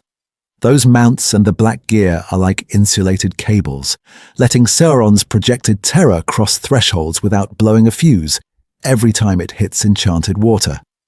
And yet, over time, this very nuanced limitation, metaphysical strain plus strategic risk, gets flattened into the fandom meme of Nazgûl can't cross water.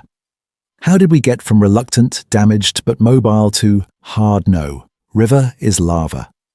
That's where adaptations, one throwaway letter, and a game of telephone in the fanbase come crashing in. From nuance to meme. Why the water weakness stuck? And this is where the nuance just melts down into a meme. We go from strained spectral interface with enchanted water to Nazgûl are basically cats and rivers are bathtubs. Why did that stick so hard that you still see it everywhere? First, we need to restate the reality. The ringwraiths are not literally allergic to water. Tolkien is very explicit in that 1958 letter. They're reluctant, they're weaker, but they can cross.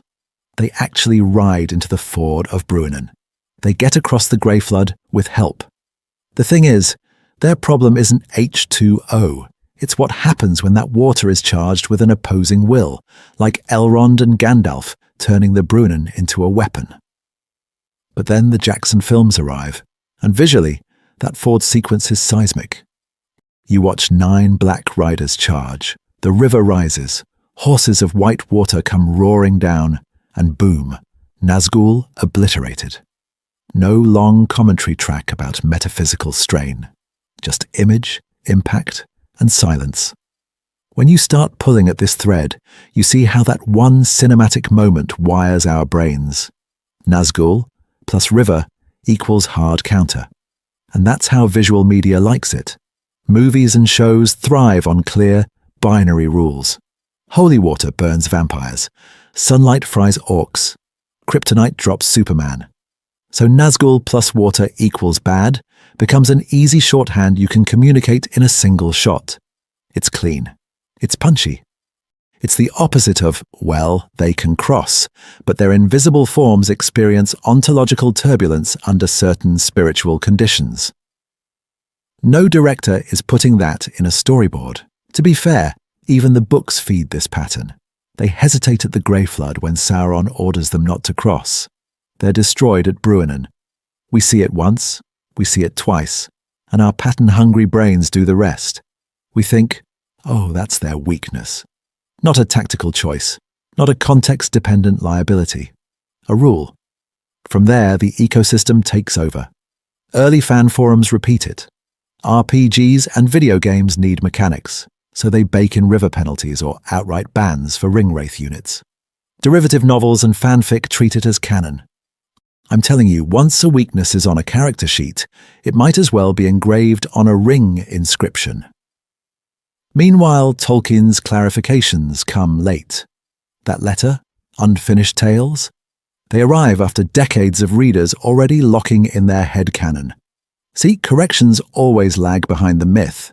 By the time the author says, actually it's more complicated, the simple version has already won the meme war. And this isn't just about water, it's about what we lose when we flatten the Nazgûl into scary, but rivers beat them. We lose the sense of them as beings half in, half out of the visible world. We lose the strategic dance between Sauron's will and the older, wilder powers of Middle-earth flowing in those rivers. We lose their tragic, uncanny textures. So what happens if we put the nuance back? What new light does that throw on their terror, their limits, and their role in the story? That's where we're heading next. What we miss when we say, they're just afraid of water. So when we say, oh, the Nazgûl are just afraid of water, we actually flatten one of the most interesting patterns in the Lord of the Rings. We turn a whole web of power, boundaries, and moral geography into a party trick weakness. And the thing is, Tolkien is doing something way richer than that. Let's break this down. Think about where the big river moments happen. The Bruinen outside Rivendell, the Nimrodel and the Silverlode on the way into Lorien, the Anduin splitting the Fellowship and marking the edge of Mordor's shadow. These aren't random crossings. Over and over, rivers sit exactly on the fault lines where the story moves from danger to refuge, or from one moral atmosphere into another. You cross, and the air changes. See, when Frodo reaches the Ford of Bruinen, he's not just trying to get away from the Black Riders. He's trying to get into Elrond's world. The Bruinen is the outer edge of a realm shaped by an older, purer power, where Elrond and, through him, the memory of the West still has weight. When the Nazgûl ride into that water, they're not just getting their cloaks wet. They're trying to push Sauron's will across a threshold that actively resists it. And that's the pattern. The Nazgûl struggle at these crossings because evil in Tolkien doesn't move freely everywhere. It's strong, it's invasive, it's terrifying, but it's also limited. It hits walls. It runs into places where light, tradition, and long stewardship have laid down invisible lines. You can come this far, and no further. Those lines are often drawn in running water. I'm telling you, once you see this, the Ford of Bruinen stops feeling like a cool VFX moment and starts reading like a spiritual contest. Elrond and Gandalf unleash a flood, yes, but that flood is Bruinen plus their will plus centuries of memory behind Rivendell. At the Anduin, the Fellowship aren't just dodging patrols. They're clinging to a boundary river that has, for ages, buffered Gondor from Mordor's full pressure. This isn't just about giving the heroes a convenient escape route. It reinforces Tolkien's recurring motif that evil cannot easily invade every space, especially those guarded by deep memory and deliberate keeping. The Nazgûl are terrifying, but they can't simply erase Rivendell by riding a horse a little harder. They can't simply glide into Lorien without reckoning with Nimrodel and the Silverlode and the will of Galadriel behind them. So no, they're not cartoon villains with a random elemental weakness. They're tragic, disembodied figures whose power is immense but constrained by the moral structure of Middle-earth itself. When you read water as a site of resistance rather than a magic off-switch, Aragorn standing in the wild, Frodo clinging to the saddle, Sam crossing into Lorien, all of them look braver, not less necessary. And if that's what's really going on with the Nazgûl and water, what does that tell us about how Tolkien wants us to think about evil in general? Where can it go, and where can it never fully rule? Nazgûl, water, and Tolkien's bigger theory of evil. So when we ask where evil in Middle-earth can and can't fully rule, the Nazgûl give us a really sharp answer. They're not free agents. They're not independent monsters roaming around with their own agenda. They are, almost literally, Sauron's reach made visible. Extensions of his will. They magnify his strengths, but the thing is, they also inherit his limits. And that ties straight into one of Tolkien's deepest ideas about evil. Evil in his world is parasitic. It can't create new being or new light. It can only corrupt what's already there. It feeds on fear, on domination, on twisting good things to its own ends. But when you start pulling at this thread, you notice something else. Wherever there is a really ancient, rightful order still intact, evil never quite fits. It presses in, it hurts, but it doesn't fully master. Running water is one of the places where that older order shows up, not just as a pretty backdrop, but as a boundary that remembers. Rivers like the Bruinen aren't neutral geography.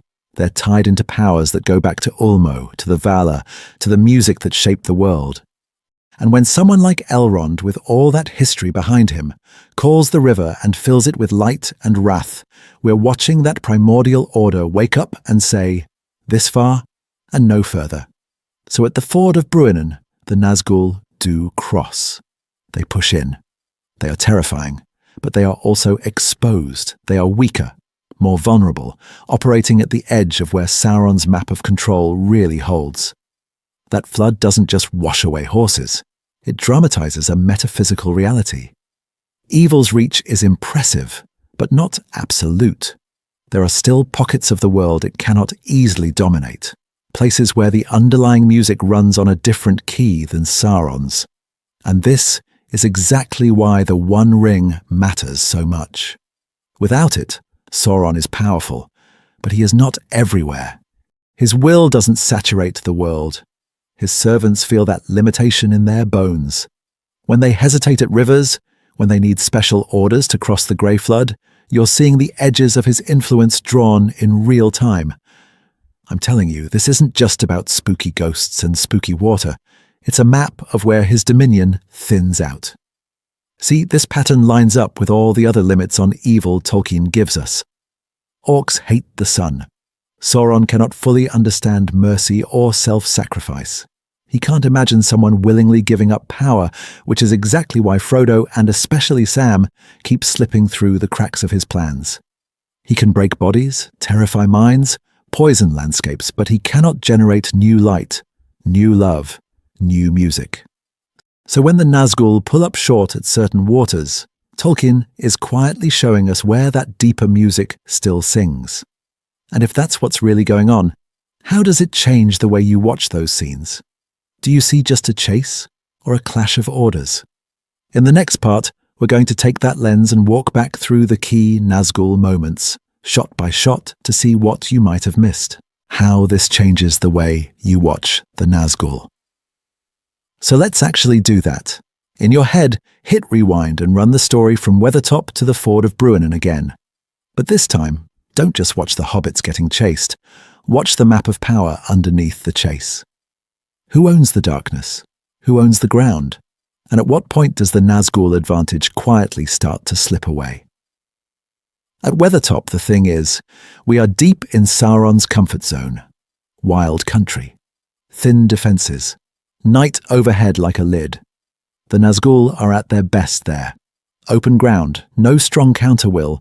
Frodo already half in their world as he puts on the ring. We think it's just a horror set piece, but actually, it's Sauron's order brushing right up against ours with almost nothing in between. Now walk that path forward. As Aragorn drives them off and the hobbits stagger east, notice how the landscape starts to change. More signs of old work, more memory in the stones. The closer they get to Rivendell, the more they're stepping into Elrond's long-curated domain, a place shaped by an ancient mind allied to the same light that once flowed through Galadriel and the Calaquendi. The Nazgûl don't just lose them by accident. They're pressing into an area where their master's music doesn't run the show. When you start pulling at this thread, the Ford of Bruinen looks completely different. It's not Nazgûl touch water and explode, roll credits. They ride in. They are willing to cross. Tolkien even says they're only weakened, not magically allergic. What breaks them is a coordinated act of will. Elrond controlling the river, Gandalf adding that wild, white fury, and the water itself becoming a channel for a focused, localized strike. It's a spell, not a superstition. They're not afraid of H2O. They're afraid of what's flowing through this particular river in this particular place. Once you see that, their later confidence over Osgiliath and Minas Tirith hits different. Same Nazgûl, same basic limitations. But now Sauron's power is surging out of Mordor. His armies control the crossings, and the sky itself feels under his shadow. On fell beasts above the Anduin, they're not hesitating, because the power map has flipped. They're no longer intruding into a protected enclave. They are the Stormfront. And I'm telling you, this reading suddenly pulls Gandalf, Elrond, even the land itself into the foreground. The river isn't scenery. The walls of Minas Tirith aren't just stone. Middle-earth starts to look like a patchwork of wills and wards, where every boundary the Nazgûl cross is a test of whose song is louder in that moment. So next time you read or rewatch, keep a tiny checklist in your head. Who really controls this place? What boundary is being crossed? Whose will is being challenged right now? This isn't just about making the Nazgûl less spooky. If anything, it makes them more interesting because their terror plugs directly into a living, shifting power struggle. And if we can do this with one water weakness detail, what happens when we apply the same lens to the rest of Tolkien's world? In the next section, we'll zoom out and use this approach to rethink how power, place, and will are woven together across the whole legendarium. From one lore question to a way of reading Tolkien. So on the surface, this whole Nazgûl and water thing can look tiny, right? It feels like we're arguing over a D&D rule about whether the ringwraiths take double damage from rivers. But the thing is, once you pay attention to it, you realize this is exactly the kind of small lore question that opens a door into how Tolkien actually thinks. Because when you start pulling at this thread, we don't just stay at, are they scared of baths? We end up in Tolkien's letters in 1958, where he says they're not literally afraid of water, just weakened and reluctant to cross it. We end up in Unfinished Tales, where Sauron strategically orders them not to cross the Grey Flood at Tharbad. We move through geography, metaphysics, symbolism, and his whole theory of what evil can and can't do in Middle-earth. And once you've seen that happen with the Nazgûl, you start to recognize the pattern everywhere. Why didn't the eagles just fly to Mordor? Why is Tom Bombadil immune to the ring? Why does Sauron fear Galadriel's light in a way he doesn't fear other powerful beings? These all look, at first glance, like plot holes or fan FAQ items. But if we treat them that way, we miss the point. Let's break this down. The Eagle's question pushes you into Tolkien's views on providence, free will, and the difference between eucatastrophe and cheating. Tom Bombadil drags you straight into the limits of power, the idea that some beings are simply outside Sauron's system of domination. Galadriel forces you to rethink what power even means, not just raw force, but inner light, memory, and restraint. Each why becomes a doorway into the architecture of the legendarium. So when you see the Nazgûl hesitate at the Ford of Bruinen, you can read that as, classic monster weakness. Or you can ask, what does it say that running water in this world marks boundaries of protection, that Elrond and Gandalf can infuse a river with spiritual force, that evil can cross but pays a price every time it does? I'm telling you, that second approach is where Tolkien really starts to open up. See, Tolkien actually wants you to wrestle with this stuff. He writes The Lord of the Rings in a way that leaves edges exposed. The text gives you events and hints. Then the letters and drafts clarify some things, complicate others, and occasionally reverse a surface impression. He doesn't just hand you a manual, he invites you into a conversation about power, freedom, and the shape of history. Reading him well means holding all three layers together. What happens in the story, what he later says about it, and what those two things together imply about his worldview. The Nazgûl's fear of water is a perfect case study of how a little quirk turns out to sit on top of a deep, coherent design. In the next section, we'll zoom out one last time and do a tight big-picture recap, tying this whole river paradox back to Sauron, spirit, and the way Middle-earth itself pushes back against domination. Pulling it all together. Why the Nazgûl and water actually matter. So let's pull all of this together, because this Nazgûl are scared of water thing sounds almost like a fandom joke, until you actually sit with it. How do Sauron's most terrifying undead servants, the guys who can make kings crumble with a scream, suddenly get weirdly hesitant in front of a river? It feels off, right? The thing is, when you start pulling at this thread, the paradox doesn't get dumber. It gets richer. Tolkien himself wrote in a 1958 letter that the Nazgûl don't literally fear water as an element, no holy allergy to H2O. But he immediately adds that they're reluctant to cross it, that they're weaker and more hindered when they do, especially with running water. So, we're not dealing with a meme someone made up. We're dealing with a real constraint baked into the legendarium. Let's break this down from the inside out. The Nazgûl aren't just spooky guys in cloaks. They're half-unseen beings, stretched between the physical world and the wraith world. For them, boundaries matter. Thresholds matter. A river isn't just wet ground, it's a moving line, a living border. Crossing that line means forcing their distorted spirits through a place where the worlds touch and shift, and that makes the transition harder, more painful, less stable. They can do it, but they don't like it. Now, layer on the practical side.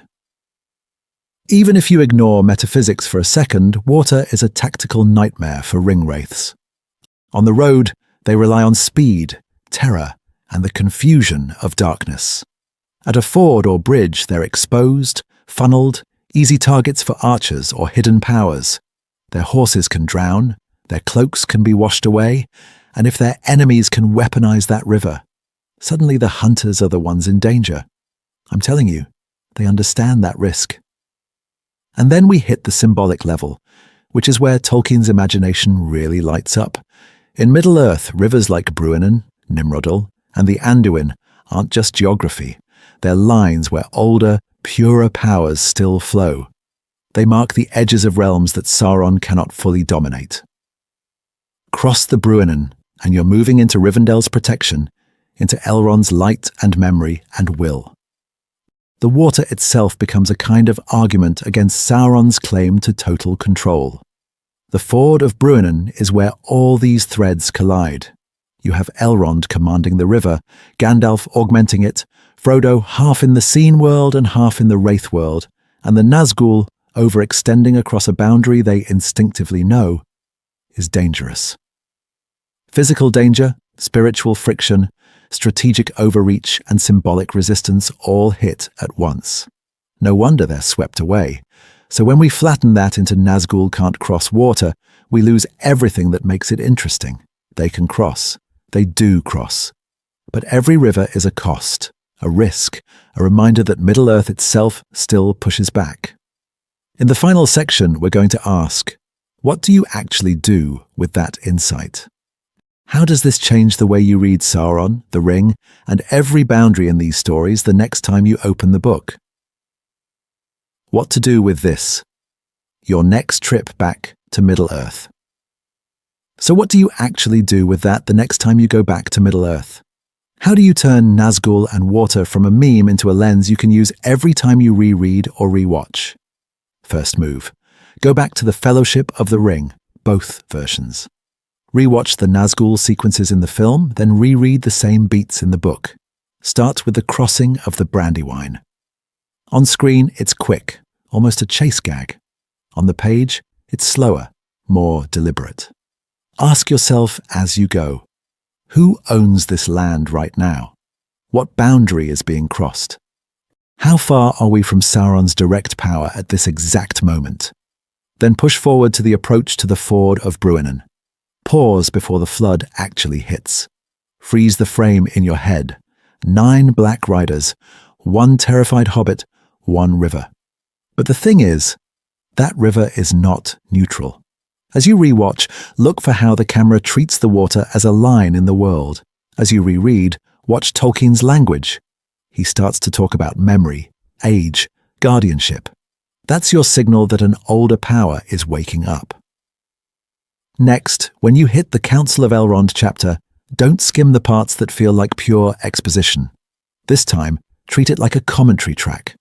When Elrond and Gandalf talk about the ring wraiths, ask again, where do they move freely, and where do they hesitate? Where does Sauron's will run smooth, and where does the landscape itself throw grit into the gears? Now let's break this down into a tiny project you can actually do. Grab a decent map of Middle-earth, the kind that marks rivers and borders clearly. Trace the Nazgûl's hunt for the ring from Mordor to the Shire and back. Mark every river, every ford, every border crossing. Put a symbol where they are delayed, turned aside, or outright destroyed. Then write in the margin, who controls this region? Is it Sauron, a free people, or some older, half-hidden power? When you start pulling at this thread, you'll notice something. Rivers aren't just scenery. They're arguments, they're lines where one will ends and another begins. I'm telling you, once you see that at Bruinen, you start seeing it at the Nimrodel, the Entwash, the Anduin. The text keeps whispering, this isn't just about geography. And you don't have to stop with the Nazgûl. Take this same style of analysis and point it at another Tolkien mystery that's been bothering you. Why does light behave so strangely around Galadriel? Why does Sauron misread the West so badly? Pick one question, track it through scenes, ask who owns the ground, what boundaries are in play, how far each character is from their power base. Finally, share what you find. With friends, in comment sections, in your group chat. Trade maps, favorite passages, reinterpretations. Next time someone throws out ring wraiths are just weak to water, you can say, see, it's way more interesting than that, and back it up.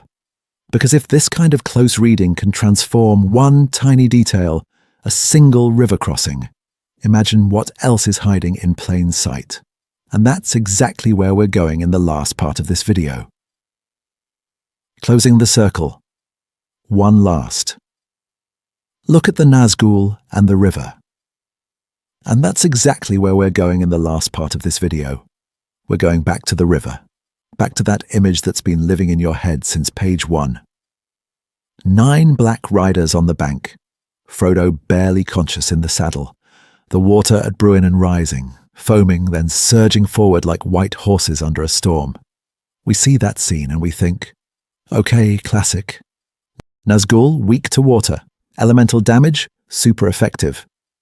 But the thing is, when you start pulling at this thread, that moment stops looking like a cheap weakness and starts looking like a collision of entire ages of Middle-earth.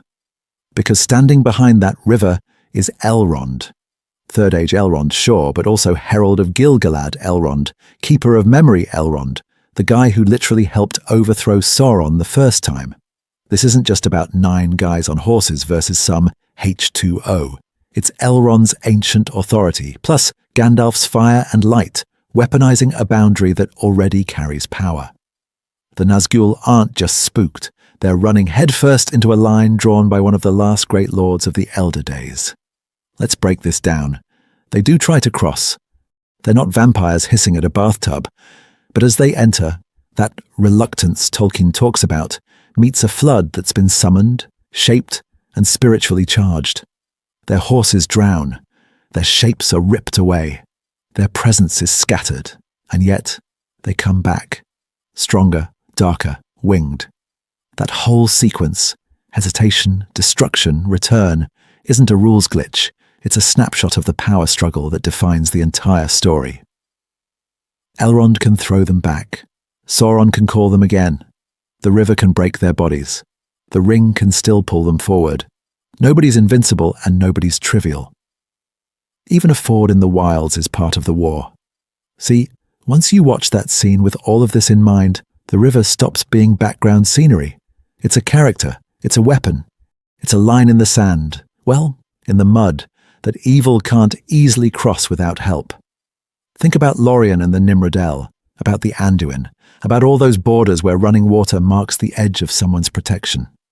Tolkien keeps telling us in quiet ways that the land itself remembers where the light once stood. So here's the mindset I'm telling you to take with you. Whenever you hit a weird weakness, a throwaway line, a tiny contradiction, ask what deeper pattern it might be pointing to. What hidden rules of power or history or metaphysics are peeking through? If you liked pulling on this thread with us, hit subscribe, drop a like, and share this with that one friend who always argues about ringwraith mechanics. And tell us in the comments, what's the next strange detail, the next that doesn't make sense moment in Tolkien you want to see broken down? Because in Middle-earth, some boundaries are just geography. And some, like the line where 9 shadows halt before a wall of living water, are the places where darkness finds out how far it can actually go.